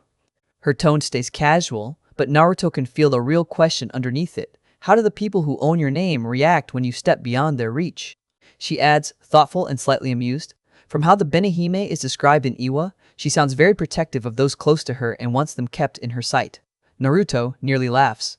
Yeah, that does sound like Kaya-chan. He twirls noodles around chopsticks, eyes lowering for a second as he chooses what to reveal. She was against it at first, but eventually she accepted it. She just realized I was not a baby anymore, and that I could look after myself. It sounds nice, Kurotsuchi says, and Naruto hears a shadow in it, envy or longing, something small she tries to hide behind her appetite. Naruto nods once, then decides to push the conversation back toward her, because staying on his own family too long always leads to the ugly parts. What about your mom? Kurotsuchi shrugs like it's no big deal, but her chakra flinches anyway. I don't know much about my mom. She stares at her bowl like she can find answers in broth. From what my Tucson tells me, she was a shinobi of Kiri that my Tucson had a fling with. They were together for a while, and they had me about a year later. Naruto's eyes narrow slightly. Kiri. Bloodline. Purges. His mind files it instantly. But then, Kurotsuchi continues, voice quieter, the bloodline purges happened and my Tucson took me to Iwa since I had the Yutan bloodline. So you got it from your mom, Naruto says, the words gentle, not probing. She nods. She's still alive from what I am told. But my Tucson said the welfare of Kiri had to come first and that she had to help put it right. Her jaw tightens slightly, and Naruto feels the emotion behind it, resentment held in place by discipline. Apparently she was young as well when she had me, barely 18 while my Tucson was 23. Naruto absorbs that, not judging, just understanding. Everyone grows up with a hole somewhere. Some holes are shaped like missing parents. Some are shaped like constant attention. Some are shaped like a monster sealed inside a newborn. Did he ever tell you her name? Naruto asks, voice casual, but the question is careful. Only her first name, Kurotsuchi admits. She doesn't finish it, either because she doesn't want to, or because she realizes this is the kind of information that becomes leverage if it falls into the wrong hands. Naruto nods and doesn't push. That tiny restraint changes the air between them. It shifts from sparring energy competition, friction, into something quieter, mutual recognition. Two heirs, two burdens. Two people trapped in the stories their villages tell about them. Naruto keeps eating, but he can't stop sensing the larger problems circling them like vultures. Because even if this dinner is just ramen, it's also a declaration. The Hokage's son. The Tsuchikage's granddaughter. Their villages have history written in blood. Their leaders shake hands with one hand and keep the other near a weapon. If word spreads, adults will turn this into a nightmare before it ever gets the chance to become anything else. Naruto looks at Kurotsuchi and realizes something that makes his chest feel too tight. This isn't dangerous because he can't handle her. It's dangerous because everyone else will. Kurotsuchi wipes her mouth with the back of her hand, then glances at him again. You're quieter than I expected. Naruto's smile is small. People expect a lot of things about me. Kurotsuchi snorts. Same. The conversation stays light after that, just enough to feel normal. Just enough to make the night feel like it belongs to them and not to politics. But the sense of being watched never leaves Naruto's skin. Outside, somewhere above the street, an ANBU shifts position, and Naruto catches the flicker of attention like a camera zooming in. It isn't hostile. It isn't even judgmental. It's simply recording. Naruto finishes his bowl and sets it down with a soft clack that feels louder than it should. He meets Kurotsuchi's eyes across the table, and for a second, the world narrows again, like it did on the ground after their fall. He doesn't lean in. He doesn't touch her. He doesn't give the moment enough fuel to explode. Instead, he speaks like he's drawing a line he intends to walk. This stays between us, Naruto says quietly. Kurotsuchi's expression sharpens, then softens. She nods once. Yeah. They step back out into the night side by side, the village lights reflecting in her eyes like sparks. And Naruto can already feel the consequence forming, far away, but coming fast. Because secrets in the shinobi world don't stay secrets. Not when masks are watching. Not when elders listen. Not when someone like Naruto Namikaze makes a choice that feels like rebellion. They reach a corner where paths split, and Kurotsuchi pauses, shifting her weight like she's deciding whether to say something more. Naruto's senses pick up the slight tremor in her chakra, uncertainty mixed with excitement, a dangerous cocktail. Then a new chakra signature flickers at the edge of Naruto's range. Familiar, old, heavy, not ANBU, not a random guard, someone who knows him. Naruto's spine tightens, because whoever just stepped into his sensing range is close enough to see them, and important enough that if they report what they saw, this ramen dinner becomes a political incident before sunrise. The chakra signature at the edge of Naruto's range isn't a threat. That's what makes it worse. It's small, bright, familiar, like a spark that's been following him since childhood. Stubborn and fearless, and absolutely convinced it has the right to be everywhere he is. Naruto's spine tightens anyway, because this isn't a mission field where he can just eliminate variables. This is the capital. This is diplomacy. This is a palace full of guards and bodyguards and ears. And right now, he's standing under lantern light beside Kurotsuchi, feeling the consequences of a simple ramen dinner stack up like explosive tags. Kurotsuchi shifts her weight, gaze flicking to him. What is it? Naruto's face stays calm, but his senses are already triangulating. We're not alone. She raises a brow, but she trusts his sensing enough now to not argue. She just subtly straightens, slipping back into Iwa kunoichi, posture shoulders squared, chin up, expression cool. Naruto doesn't touch her again. Not here, not in the open. He walks her back toward her place of residence anyway, because that's what he offered, and because he wants to keep control of the path, the angles, the blind spots. The night air is almost peaceful. Almost. They move in a comfortable silence, the kind that only happens when both people are thinking too much and choosing not to make it heavier with words. When they reach the spot where Kurotsuchi is staying, she stops and turns to him. Thank you for the meal. Today has been quite nice. Naruto nods once. I was thinking the same. For a second, that's all it is. Two shinobi ending a strange, impossible night. Then Kurotsuchi's courage hits her like a sudden gust. She bites her lip, eyes flicking up, and she leans in, clearly aiming for his cheek. Naruto turns at the wrong time. Their mouths meet. It's brief. Pure shock. A heartbeat where both of them go still like the world just stepped on a landmine and they're waiting to see if it clicks. They pull back, staring at each other, stunned. Two prodigies who can read battlefields but somehow can't read this. Naruto's senses flare, not outward this time, inward. He feels his own pulse hammering. He feels Kurotsuchi's chakra spike and flutter, fierce pride colliding with raw want and immediate panic. And then she makes a choice. She steps in again, closing the distance like she's decided she'd rather burn than freeze. Naruto catches her instinctively, palm steadying her at the wall behind her, and the moment turns into something private, charged silence breath. Lips meeting again with the kind of intensity that says both of them have been pretending they didn't want this for far too long. It stays PG-13, but the emotion isn't. Kurotsuchi breaks just long enough to whisper, shaking with disbelief at herself, how long she's wanted it. Naruto answers with the same truth. This has been sitting in his mind since the first time they crossed lines years ago. Then the night steals the rest. Not with graphic detail, not with anything explicit. Just the simple fact that two people keep kissing until the world around them stops existing, until they finally force themselves to stop before they do something that can't be undone. When they separate, Kurotsuchi exhales, like she's been holding her breath for years. Oh God, she murmurs, still stunned by her own recklessness, by how good it felt, by how dangerous it is. And that's when reality hits her fully. She just crossed a line with a Konoha shinobi. Worse, the son of the Yondaime. Her eyes sharpen with panic. I should go. Naruto's hand shoots out again, catching her wrist same place as before, same gentle firmness, like he refuses to let the moment become a mistake that disappears into what if. Have dinner with me again tomorrow, he says, words rougher now, more honest. I want to go on a date with you, a real date. Kurotsuchi stares at him like he just offered her a knife and a flower at the same time. This is where she should say no. This is where she should remember her village, her grandfather, the blood between earth and fire. But her chakra doesn't move like no. It trembles like yes, frightened of its own courage. And Naruto, who has spent his whole life being treated like a tool, realizes he's making a decision that is it for the village, is it for his parents, is it for politics, it's for him. Right then, Naruto's senses flick again. That familiar small chakra signature is closer now, way closer, sticking to the edges of the palace grounds like a determined shadow. Naruto's jaw tightens. Kurotsuchi notices the shift in his eyes. What now? Naruto doesn't answer immediately, because the last thing he wants is to say it out loud, because if he says it, it becomes real. And it already is. They move the next day like actors. There are meetings, daimyo talks. Palace hallways. Duties that keep them separated and watched. Naruto wears the mask of bodyguard beside Kurotsuchi when he has to, posture disciplined, expression blank. Kurotsuchi plays her role too. Chin high, voice clipped, looking like she's thinking about politics instead of the way Naruto's hand felt on her wrist.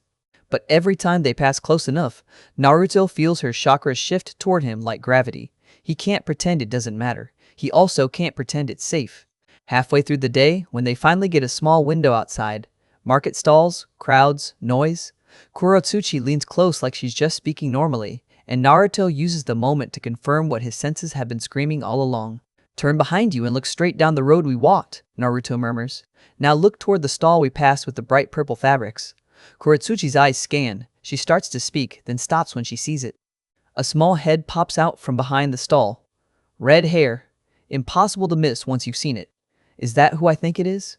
Kurotsuchi whispers. Naruto's mouth tightens. Yup, that's Mina. She's been tailing us since we left the Hokage building.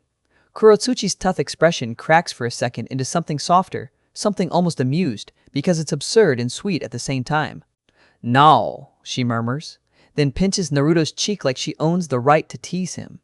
Little Ni-chan trying to protect her big Oni-san. Naruto groans, but he can't hide the truth in his chakra. He adores Mina, and Mina adores him enough to follow him into a political minefield. The bodyguard snaps attention back a moment later, forcing Naruto and Kurotsuchi to fall into their act again. Smiles on, distance measured, nothing to see here. But the damage is done. Kurotsuchi has seen Mina, and Naruto knows Mina has seen enough to be suspicious. If you're still with me, don't chop off now, because the next few moves decide whether this stays a secret or becomes an incident. Night comes again. Naruto walks Kurotsuchi back again, careful, controlled, senses spread wide. He can feel palace guards, hidden watchers, distant shinobi moving like chess pieces. He can feel Mina too, hovering at the edge of things, trying to be stealthy and failing in the exact way only family can. Kurotsuchi stops at her door again, eyes shining with that same dangerous courage. Naruto's pulse hits his throat. They don't repeat the earlier intensity, not openly, just a lingering look, a breath. Hands hovering then pulling back, both of them aware that the moment turns private if they let it, and private moments have consequences. Kurotsuchi's voice comes out quiet. Tomorrow. Naruto nods. Tomorrow. She slips inside. Naruto turns to leave. And Mina's chakra bursts from behind a corner like a firecracker, no longer trying to hide. Naruto. She hisses in a furious whisper, red hair flaring as she steps into view, eyes blazing with the kind of betrayal only a little sister can weaponize. What are you doing? Naruto goes still, because this isn't an ANBU report. This isn't a council meeting, this is family, and Mina has already decided she's not letting him walk away from this without answers.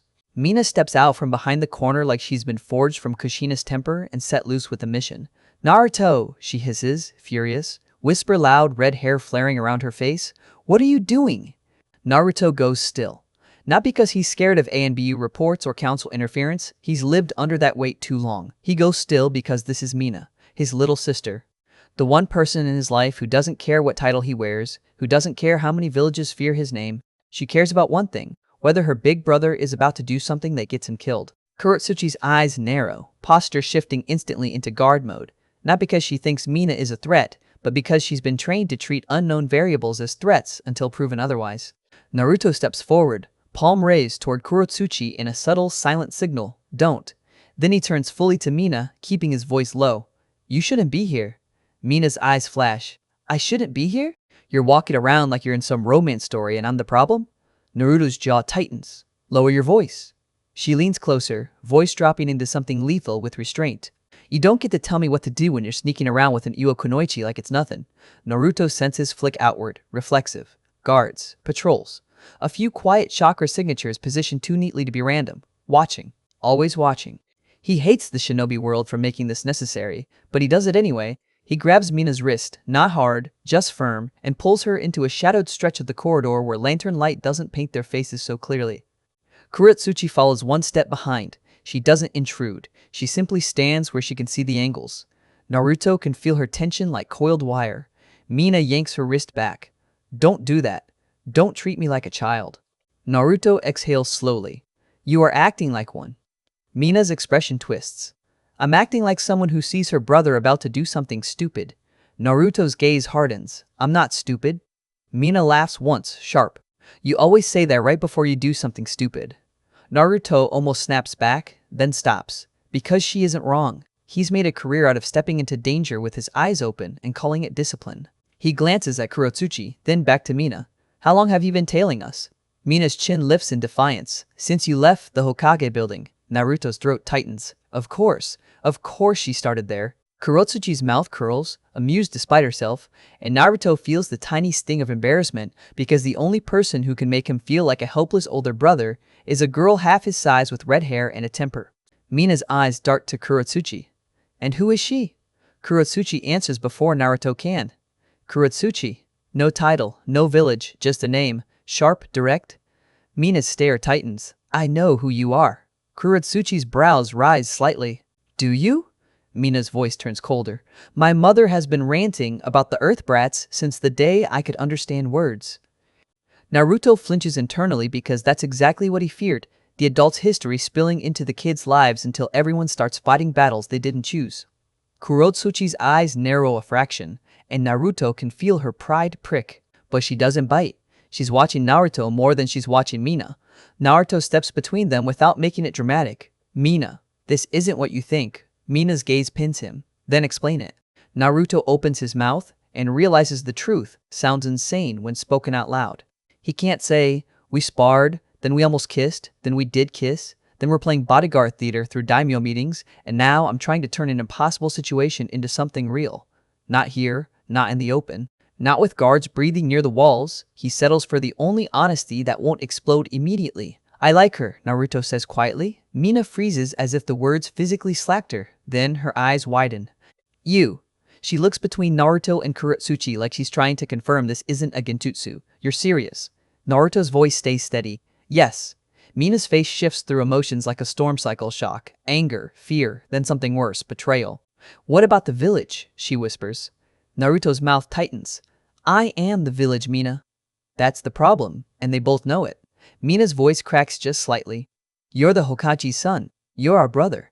"You're." She stops because she doesn't know how to say it without sounding small. "You're mine too." Naruto softens his tone. "I'm not abandoning you." Mina's eyes shine, furious at the moisture. "Then why are you doing something that'll make Kaya-chan explode and Tasan go quiet in that scary way?" Naruto glances away for a second, because he can picture it perfectly. Kushina's protective rage. Minato's diplomatic silence. The village elder's cold interest. He looks back at Mina and says the part he never says out loud. "Because my whole life, other people decide what I'm allowed to want." Mina stares at him. Naruto's voice drops. "This time, I decided." Kurotsuchi's chakra shifts at that. Something like surprise, then a quiet warmth that she tries to smother. Mina notices anyway. Mina notices everything about Naruto because that's what little sisters do. They study you like they're collecting ammunition. Mina's shoulders sag just a fraction, anger warring with something softer. Then she steels herself again. "If you get hurt, I'll kill you." Naruto blinks. That sentence makes no. Mina jabs a finger into his chest. "If you get hurt because you're being reckless, I'll never forgive you." Naruto catches her hand gently and lowers it. "I'm not doing anything reckless." Mina's eyes narrow. You are dating an Iwa Kunoichi during daimyo negotiations. Naruto pauses. Okay, he admits, it's a little reckless. Kurotsuchi's mouth twitches like she wants to laugh and refuses to give Mina the satisfaction. Mina crosses her arms, huffing. So what now? You're just gonna keep doing this and pretend no one will notice? Naruto senses flare again, because someone already noticed. Not Mina, not AMBU, not palace guards, something heavier, older. He feels it like earth settling, an intent that doesn't need to hide because everyone else moves out of its way. Naruto's spine tightens. Kurotsuchi's expression changes too, almost imperceptible, but Naruto catches it. Respect, caution, a flicker of irritation. Mina doesn't sense it. She's not trained like they are. She only sees Naruto's face go still. Naruto? She whispers, suddenly uncertain. Naruto takes a slow breath. You need to go, now. Mina's eyes flare again. Don't order me. Naruto's voice sharpens just enough to cut. Mina. That single word, the way he says it, stops her. Because she can feel the threat in the air even if she can't sense chakra. The shinobi world has a way of making its danger loud without sound. Naruto turns his head slightly toward the courtyard. Kurotsuchi follows his gaze. A figure stands in the distance, posture straight, presence heavy, like the night itself decided to take a human shape. Noki, the Tsuchikage, Kurotsuchi's grandfather. And Naruto feels, in that one cold instant, the full weight of what he and Kurotsuchi are doing. This isn't a secret anymore. Not to the people who matter. Kurotsuchi's throat moves as she swallows. Her pride stiffens her shoulders anyway. She doesn't flinch. She doesn't back up. Naruto respects that more than he wants to. Mina looks between them, confused, then follows their line of sight, and her face drains when she sees the old man standing there like a judge. Oh, she breathes. Naruto makes a decision fast. He steps forward toward Noki before the man can approach them. He does it with calm, controlled movement, the kind that says, I am not running, and I am not hiding. He gives Kurotsuchi one glance, quick but steady, like a silent promise, I won't make you face this alone. Then he looks at Mina. Go home. Mina's mouth opens to argue, then closes. She nods once, sharply, and slips backward into shadow like she was never there. It's the closest thing she can give him to cooperation. Naruto faces Noki. The old man doesn't speak immediately. He simply looks Naruto up and down like he's weighing a weapon's balance. Naruto can feel the scrutiny like stone pressing on skin.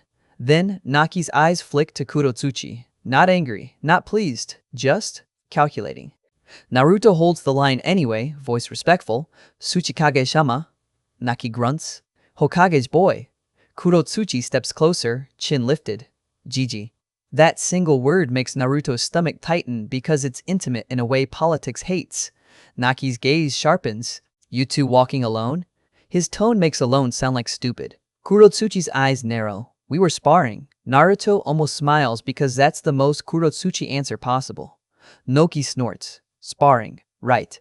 He studies Naruto again, then says something that hits like a hammer in velvet. Remember your duties. Naruto's jaw tightens. Always. Naki's eyes narrow. Good. He doesn't say, stop. He doesn't say, continue. He doesn't say, you shame your village. He says the one thing that makes this worse, he leaves it open. Because an open threat is more dangerous than a closed one. Noki turns slightly, looking at Kurotsuchi, inside. Kurotsuchi hesitates. Just a flicker, then nods. Yes, Jiji. She looks at Naruto once, eyes holding too much in a single glance. Then she follows her grandfather, disappearing into the residence. Naruto stands alone in the lantern shadow for a moment, senses wide, heart steady, mind racing. The night has changed, and now he knows the adults are aware. Which means the adults will act. The next morning arrives like a blade being drawn. Naruto is back in Konoha soon after, because duty doesn't pause for feelings. The world keeps moving. Meetings end. Delegations leave. People return to their villages with new information tucked behind polite smiles. Naruto returns too, carrying more than he left with. Mina is waiting at home. She doesn't scream this time. She doesn't even scold. She just watches him like she's trying to memorize his face in case something happens. Naruto wants to tell her it'll be fine. He doesn't, because he's learned lying to family is worse than lying to enemies.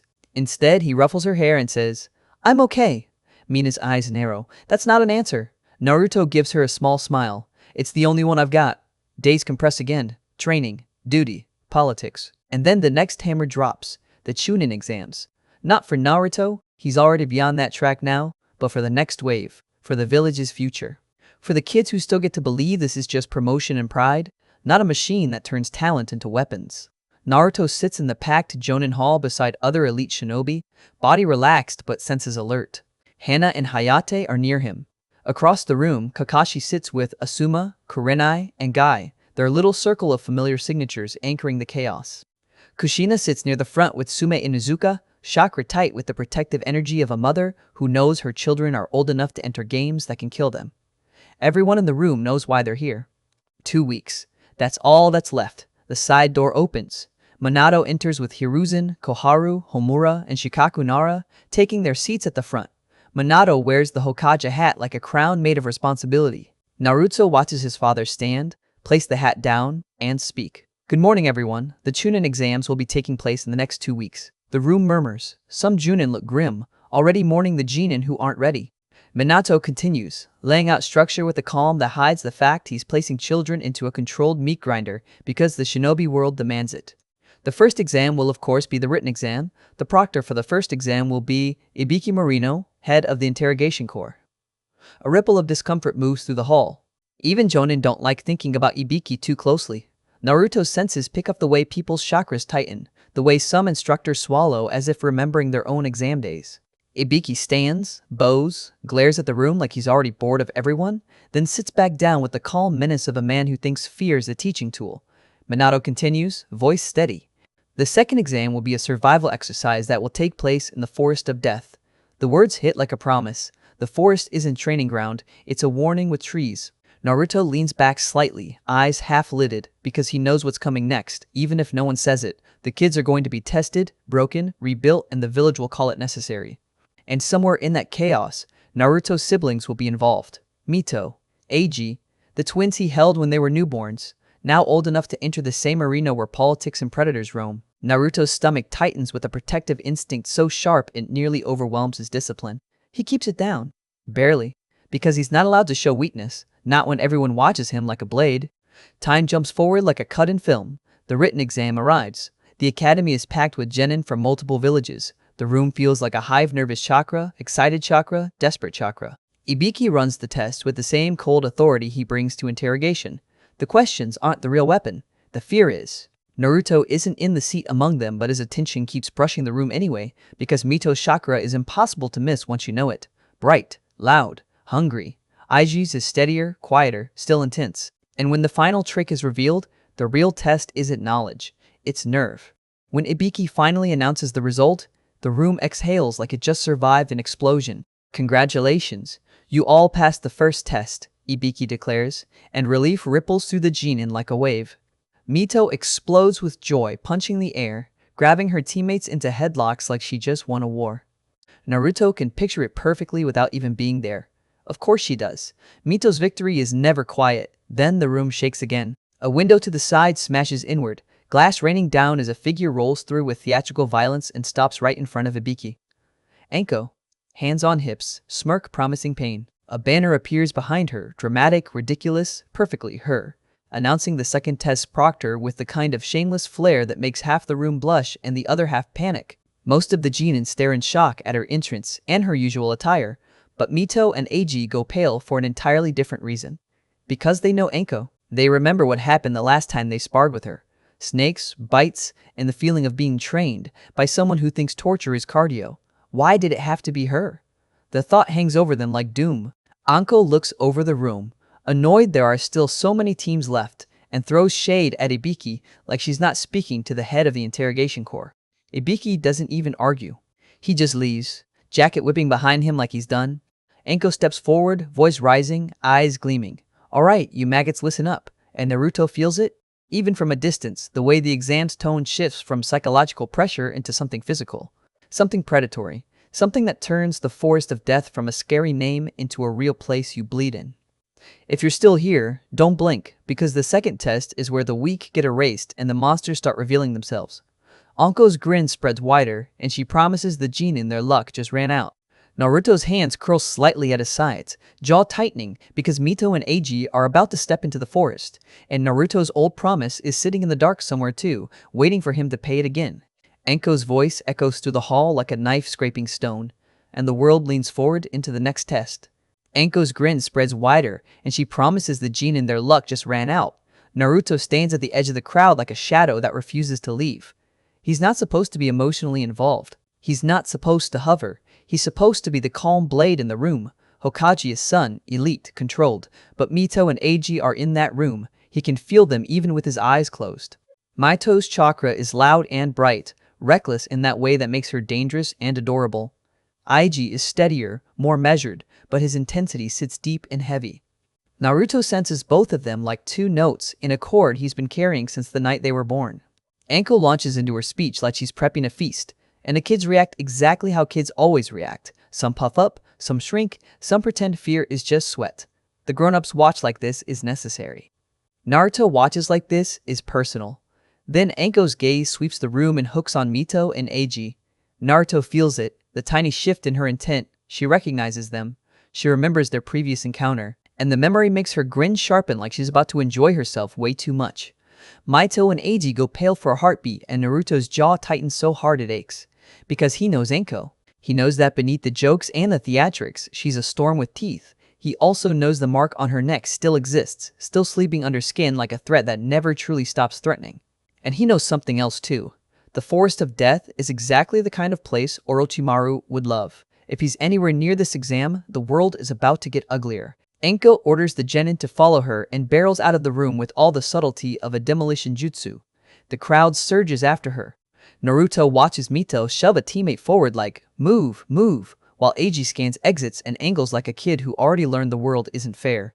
Naruto exhales slowly. This is where he should step away. This is where he should trust the system, trust the proctors, trust the village, trust the fact that his siblings aren't helpless anymore. But Naruto never learned trust the way normal people learn it. He learned it as a calculation. He moves, not openly, not as big brother panicking. He shifts into the role everyone already expects him to wear, guardian, observer. A quiet presence in the background while the next generation gets thrown into the grinder. Outside, the air is bright and cold, the kind that makes lungs feel too clean. Teams gather at the entrance to the forest, staring at the enormous gate like it's a mouth. Anko paces in front of them, explaining the rules with relish, making sure every kid understands that death isn't a metaphor here. Naruto's senses spread across the tree line. He feels dozens of chakra signatures already placed. Traps, summoned creatures, hidden proctors, shinobi stationed as safety nets that aren't really safety nets. He feels fear in the Chūnin like a rising tide. He also feels something else, a slither. A presence that is familiar in a way Naruto hates. It's not here yet, not fully, but it brushes the edge of his perception like the shadow of a snake moving under sand. Naruto's stomach knots. Anko hands out the scrolls. She opens the gates. The kids bolt into the forest in waves like prey released into a hunting ground. Mito and Eiji vanish into the trees with their team, and Naruto's senses latch onto them instantly. He won't interfere unless he has to. That's what he tells himself. He keeps repeating it like a mantra. But the forest doesn't care about his rules. Inside, the trees swallow sound. The air turns damp and heavy, full of rot and old blood. Naruto isn't physically in there, but he doesn't need to be. His sensing stitches the space together in his mind like a map made of pulses and intent. Mito's team moves fast, too fast, like Mito is trying to outrun fear by sprinting. Eiji keeps them tighter, correcting angles, choosing paths that avoid obvious choke points. They run into their first enemy team within an hour. Naruto feels the collision before it becomes one. Two signatures slam close. Tension spikes. Chakra flares. Mito attacks first. Of course she does. Naruto senses her rush like a flare of sunlight through the canopy. Then the impact, fists, feet, blades. It's messy, it's hungry, it's not elegant, but it's effective. She hits like she's trying to prove she deserves the burden that sits inside her. Eiji is quieter. He moves like he learned patience from watching Minato in meetings. Wait, watch, then strike exactly where it counts. Naruto feels his brother's intent sharpen into a clean line, and then the enemy team's chakra falters. They win. Not cleanly, but they win. Naruto exhales, slow and shaky, and realizes he's been holding breath. He didn't know he was holding. He forces himself to relax, to step back from the edge of overprotecting. Then the forest shifts. The temperature dips. Not physically, something in the chakra landscape dips. It's like a curtain falls over a section of the woods. The proctor's signatures tense. Predators move away from that zone instinctively. Naruto's senses track the disturbance. It's moving. Toward Mito, toward Eiji. Naruto's blood turns cold. The slither becomes clearer now, coiling tighter, pushing through the forest like it owns the ground. The chakra is wrong, ancient, hungry, layered with something like mockery. Naruto recognizes it because he studied seals and signatures and histories like they were weapons. Orochimaru, Anko's nightmare, Naruto's promised target. Naruto's jaw clenches so hard it hurts. His fingers twitch as if his body wants to move before his mind does. He shouldn't be able to sense this clearly from outside the forest, but he can, because he's not normal. Because he's been sharpening this gift since he was 5 years old. Because part of him has been waiting for this moment since the night Anko told her story under the desert stars. The disturbance closes in on Mito and Eiji's position. Naruto makes a decision. He doesn't ask permission. He doesn't announce. He moves like a shadow slipping through a crack the system forgot to seal. If anyone tries to stop him, they'll have to explain why the Hokage's son can't go where he wants. Why a Guardian 12 number can't act when he senses a threat. And Naruto has learned something about people with power. They rarely stop you in public if stopping you makes them look weak. He reaches the forest boundary, slips through a blind spot, and enters. The air hits him like a wet cloth. He can taste the danger. He can taste Orochimaru's presence like poison in the back of his throat. Naruto moves fast, silent, controlled. He doesn't blaze chakra like a beacon. He doesn't summon attention. He uses the discipline Tsunade drilled into him, the stealth Kakashi taught him, the patience Shizune insisted on, and he senses his siblings like a heartbeat he refuses to lose. He finds them just as the forest tries to kill them again. A figure is in front of their teen, too tall, too calm, too amused for a Chūnin opponent. The disguise is there, but Naruto's senses rip straight through it. He doesn't need to see the face to know the smile. Orochimaru stands with the ease of a man strolling through a garden, while Chūnin in front of him freeze like their bodies remembered fear from somewhere older than their minds. Mito is the first to react. Of course she is. She snarls and lunges, chakra flaring like she's trying to burn the air itself. She throws a strike that should break bone. Orochimaru catches it with 2 fingers. Naruto feels Mito's shock like a spike. Eiji moves, trying to flank. Orochimaru shifts his head slightly, and Eiji's momentum collapses, like the boy suddenly realizes this isn't a fight, it's a predator choosing how to eat. Naruto's vision goes narrow. This is the moment that decides everything. He steps forward. Not rushing, not screaming, not losing control, just stepping out of shadow into the clearing like a blade sliding into view. Orochimaru's eyes flick toward him, and for the first time, the predator looks interested. Naruto's voice is calm. Step away from them. Mito whips around, eyes wide. Naruto? Eiji's face tightens in a mix of relief and dread. He knows what this means. He knows if Naruto is here, the threat is beyond them. Orochimaru's smile widens like he's tasting something delicious. Ah, the Prodigy. His voice drips amusement. The Hokage's son. Naruto doesn't answer the bait. He keeps his chakra controlled, but his senses stretch to map every angle of this clearing, every possible route Orochimaru could take, every pressure point in the situation. Orochimaru tilts his head, studying Naruto like he's reading a scroll. You smell like seals, he murmurs. Uzumaki blood, and Namikaze speed, and that sensing. He laughs softly. So many interesting ingredients. Naruto's jaw tightens. Leave. Orochimaru's eyes flick briefly toward Mito and Eiji. These 2 are your siblings, yes? His smile sharpens. One carries a familiar weight.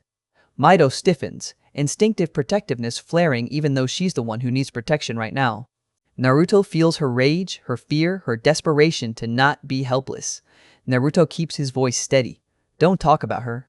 Orochimaru chuckles. Such loyalty. His gaze slides to Naruto's neck, to the place where he imagines he could mark him. Such potential. Naruto's hands rise into a ready position, not for drama, but for efficiency. If you touch them, I will end you. Orochimaru laughs again, light, delighted, like Naruto just told him a joke. You? He leans forward slightly, and Naruto feels the pressure of that chakra like a serpent's tongue tasting air. You want to end me? Naruto's voice drops. I promised. Orochimaru's eyes narrow a fraction, curious. Promised whom? Naruto's gaze hardens. Anko. That name changes the air. Orochimaru's smile becomes something uglier, nostalgia mixed with contempt. Ah, he says softly. The little experiment. Naruto's control almost slips right there. Rage surges hot. But Tsunade's lesson clamps down on him. Emotion is fuel, not steering. He uses the rage. He doesn't drown in it. Naruto moves. It's not a flashy rush. It's a clean, terrifying acceleration. His body blurring forward, blade flashing from the sheath, not aiming to kill, because the situation is bigger than satisfying his anger. He aims to force space. He aims to break the predator's rhythm. Orochimaru shifts with lazy ease, avoiding the strike by inches, and Naruto feels the difference in levels like a cliff edge. But Naruto isn't trying to outclass Orochimaru with raw speed alone. He's trying to cage him. Paper tags flick from Naruto's sleeve like thrown cards. They slap tree trunks, roots, stones, marking points in a pattern that looks chaotic until it snaps into shape. A seal array. Orochimaru's smile flickers. Oh? Naruto claps his hands together, chakra surging in a controlled pulse, and the tags ignite with thin lines of light, forming a net that tightens around the clearing. Not strong enough to imprison a Sannin. Strong enough to slow him for one breath. That breath is all Naruto needs. He turns his head sharply, voice cutting through the tension. Run.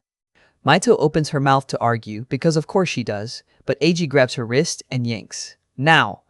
They bolt. Naruto holds the line. Orochimaru tests the seal net like a man pressing a finger into a wound. The array shudders. Naruto feels the strain instantly, the seal resisting, the lines vibrating, the whole thing begging to snap. Naruto's teeth grit. He pours chakra into it, not flooding, guiding, stabilizing. Orochimaru steps forward anyway. The net strains. Naruto realizes the truth in that instant. He can't beat Orochimaru here. Not in a straight fight. Not while protecting his siblings. Not while keeping the exam from turning into a massacre. So Naruto does the thing he has always done when faced with something bigger than him. He adapts. He sacrifices pride. He chooses outcomes. He snaps a new tag onto the ground and slams his palm down. A burst of smoke. A sealing ripple. The ground under Orochimaru shifts, not collapsing, but shifting, redirecting, like Naruto is turning the forest itself into a moving floor. Orochimaru's posture changes slightly as the space under him slides, forcing him to adjust. Naruto uses the opening to grab a tag already on a nearby tree and rip it free, breaking part of his own net on purpose to create a controlled escape route. Because traps aren't always meant to hold. Sometimes they're meant to herd. Naruto retreats through the opening, never turning his back, drawing Orochimaru's attention away from the direction his siblings fled. Orochimaru follows, amused, interested, like chasing Naruto is the best entertainment he's had in years. They move through the forest in a deadly dance. Naruto laying seals, forcing angles, redirecting, slowing, never trying to win, just trying to prevent catastrophe.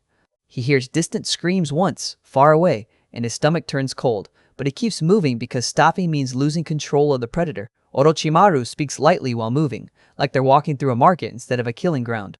You're very talented, he says, far more interesting than most of Konoha's children. Naruto doesn't reply. Orochimaru chuckles. Did your father teach you? Or your mother? Naruto's jaw tightens. Neither. Orochimaru's eyes glint. No? He sounds pleased by that. So you taught yourself to become this. Naruto's silence is confirmation. Orochimaru laughs softly. How tragic, he murmurs, to be born into power and still be starved for it. Naruto's hands tremble for half a second, then steady. He doesn't deny it, he uses it.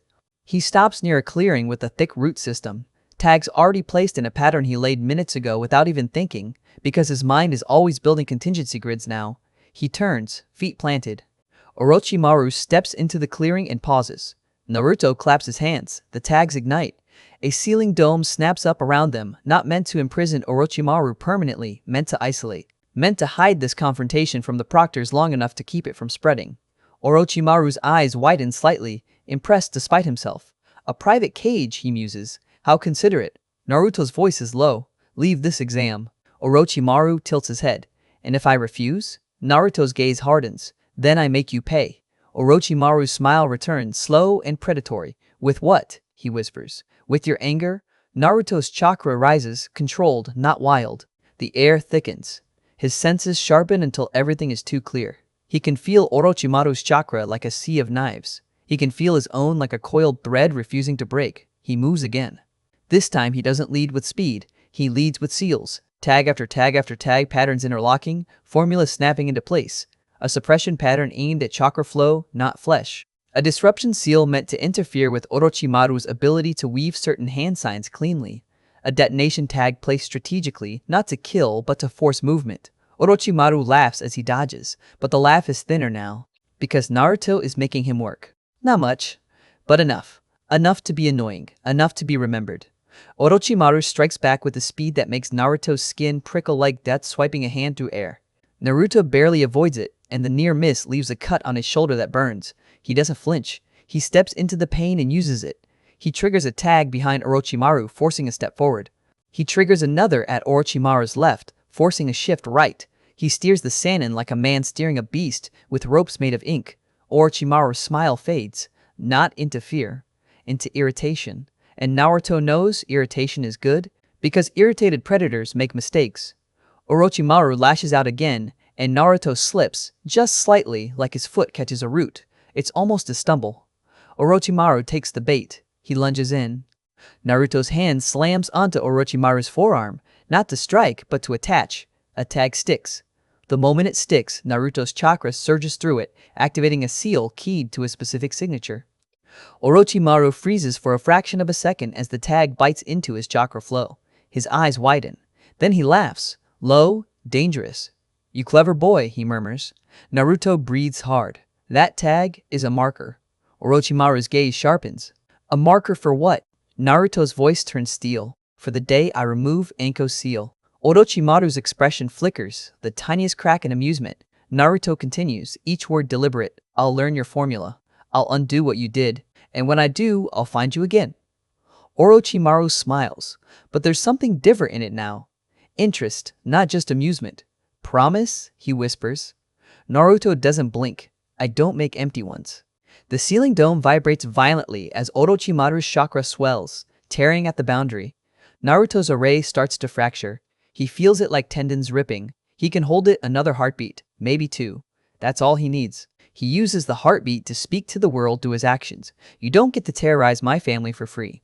Then the dome shatters like glass. Chakra pressure explodes outward. Leaves tear from branches. The air screams.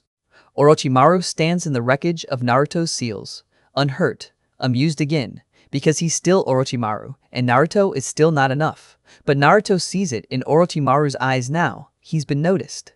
Orochimaru steps back, tilting his head. "You've grown into something interesting," he says lightly. "Perhaps we will speak again." Naruto's chest heaves. "Get out." Orochimaru's smile widens. "Very well." And then, like a serpent slipping into shadow, he's gone, vanishing into the forest with the ease of a nightmare, choosing to retreat rather than risk being dragged into daylight too long. Naruto stands alone for a second, senses wide, searching for his siblings like a man searching for air. He finds them. Mito and Eiji are alive, shaken, running. Their chakra is ragged but intact. Relief crashes through him so hard his knees almost buckle. He doesn't let them buckle. He moves fast, catching up, appearing in front of them like a ghost. Mito nearly punches him out of reflex. "Naruto." She snarls, eyes furious and wet. "What the hell was that?" Eiji's voice is tighter. "Was that him?" Naruto nods once. Mito's face twists, fear and rage colliding. "He's real." Naruto's gaze hardens. "Yeah." Eiji steps closer, eyes scanning Naruto. "You're bleeding." Naruto glances at his shoulder. "It's nothing. It's everything. I'm fine." Mito grabs his sleeve anyway, shaking. "You're not fine. You... Naruto cuts her off gently. "Listen to me." His voice is low, steady, the voice he uses when he needs them to obey. "You two finish the exam. You do not chase that man. You do not try to be heroes." Mito's mouth opens, ready to argue. Naruto's eyes sharpen. "Mito." She stops, because she hears something in his tone she rarely hears, a line she can't cross. Eiji nods slowly. "We understand." Naruto's hand comes up and ruffles Mito's hair once, soft. She flinches like she hates comfort, then leans into it for half a heartbeat before pulling back. "Don't die," she whispers. Naruto's smile is small and fierce. "Not today." He watches them go, senses following until they're far enough away to be their problem again. Then Naruto turns back into the forest. Because this isn't over. Not really. The exam continues. Teams fight. Some fail. Some pass. The village cheers and pretends the casualties are acceptable. Naruto moves like a shadow behind the scenes, making sure Orochimaru doesn't circle back toward Mito and Eiji. He doesn't catch him again, not physically. But the marker tag, the memory, the intent, they all stay in Naruto's mind like a brand. When the exam ends and the survivors stagger out, the village acts like it's proud, like it's normal. Mito and Eiji make it through. Bruised, hungry, alive. Naruto stands behind the crowd when they reunite with Kushina, watching the way she grabs them too tightly, trying to hide tears with anger. Minato arrives a moment later, calm mask in place. But Naruto senses the relief in him like a deep exhale. Then Minato's gaze finds Naruto, not as Hokage, as father. Naruto knows his father can see the blood on his shoulder. He can see the fatigue behind Naruto's eyes. He can see the way Naruto holds himself like he just wrestled a nightmare. Minato steps closer, voice quiet. What happened? Naruto hesitates, just a fraction, because telling the truth means dropping a bomb into the village's already shaky politics. It means reopening the wound named Orochimaru. It means dragging Anko's trauma into the open. But Naruto has learned something else too. Silence is how monsters thrive. He leans close enough that only Minato can hear. Orochimaru was in the forest. Minato's chakra tightens so sharply it's like a blade flashing in the dark. Naruto continues, voice low. He went for them. I pulled him away. He left. Minato's eyes darken. His jaw tightens once. He nods like he's memorizing every syllable. Then Minato does something Naruto doesn't expect. He puts a hand on Naruto's shoulder, right on the injury, gentle and steady. Not as a medic, not as a commander, but as a father grounding his son back into the world. You did good, Minato whispers. Naruto's throat tightens. The words land like a delayed gift he didn't realize he needed. Kushina doesn't hear the whisper, but she sees Minato's hand. She sees Naruto's face, and she knows. Her eyes blaze. She storms toward Naruto with the kind of fury that is pure love disguised as violence. Naruto Namikaze, she hisses. Explain. Naruto exhales. Kaa-chan. Kushina grabs his shirt and pulls him closer, voice shaking. Were you in that forest? Naruto doesn't lie. Yes. Kushina's face twists between rage and terror. Why? Naruto's answer is simple. Because they're my siblings. Kushina's grip tightens, then loosens. Her eyes shine, furious at the moisture. You can't keep doing this, she whispers. You can't keep throwing yourself in front of everything. Naruto's voice is quiet. If I don't, who will? Kushina's breath catches, because she doesn't have a clean answer to that.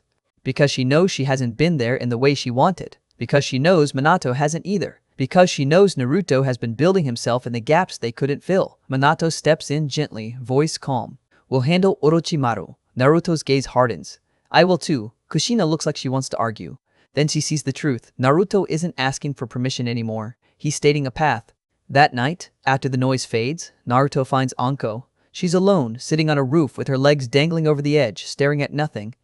The moonlight paints her face in pale lines that make her look older than she wants to admit. Naruto climbs up quietly and sits beside her. Anko doesn't look at him. He was there, she says.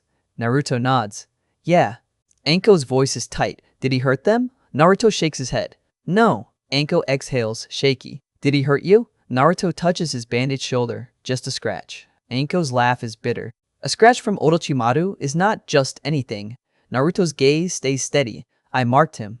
Anko turns her head sharply. You what? Naruto's voice is calm, but his eyes burn. A seal marker. I know his chakra better now. I know how he moves. I know he's watching me. Anko stares at him for a long moment, then her expression cracks, something like pride, something like fear, something like hope, trying to stand up again. You're insane, she whispers. Naruto's mouth twitches. Maybe.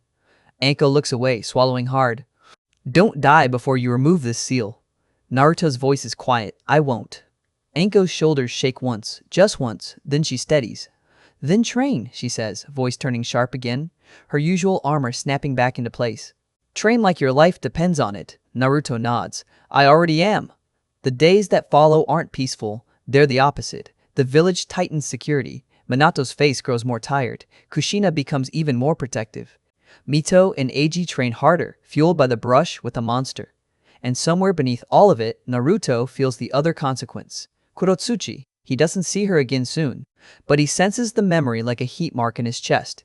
He knows Noki saw. He knows politics will react. He knows tomorrow can't stay simple. But Naruto also knows something now with absolute clarity. He doesn't want to live like a tool. He wants to choose, even if choices cost. So Naruto returns to his training with a new purpose. Not just to protect, not just to be strong, not just to fulfill promises, but to build a future where he can have things that aren't approved by councils, watched by masks, decided by villages. A future where he can look at someone like Kurotsuchi and not see a political disaster. A future where Anko's neck isn't a reminder of failure. A future where Mito and Eiji can grow up without a snake's shadow sliding over their childhood. The shinobi world doesn't offer futures like that freely, so Naruto decides he'll carve it out. With seals, with discipline, with blood if he has to. He stands on the roof as dawn starts to bleed into the sky, eyes scanning the village like he's memorizing every street, every roof, every place he swore to protect. And somewhere far beyond Konoha's walls, in a darkness that still moves like a serpent, Orochimaru is out there, marked, curious, and now fully aware that the Hokage's son isn't just a prodigy, he's a problem. Naruto's lips curl into a small, fierce smile as the sun rises. Come, he whispers to the empty air, not as a challenge, but as a vow. Try again. Because next time, Naruto won't just chase him away. Next time, Naruto will take something back. If you enjoyed this story, hit like, comment what you want covered next, and subscribe so you don't miss the next long-form recap.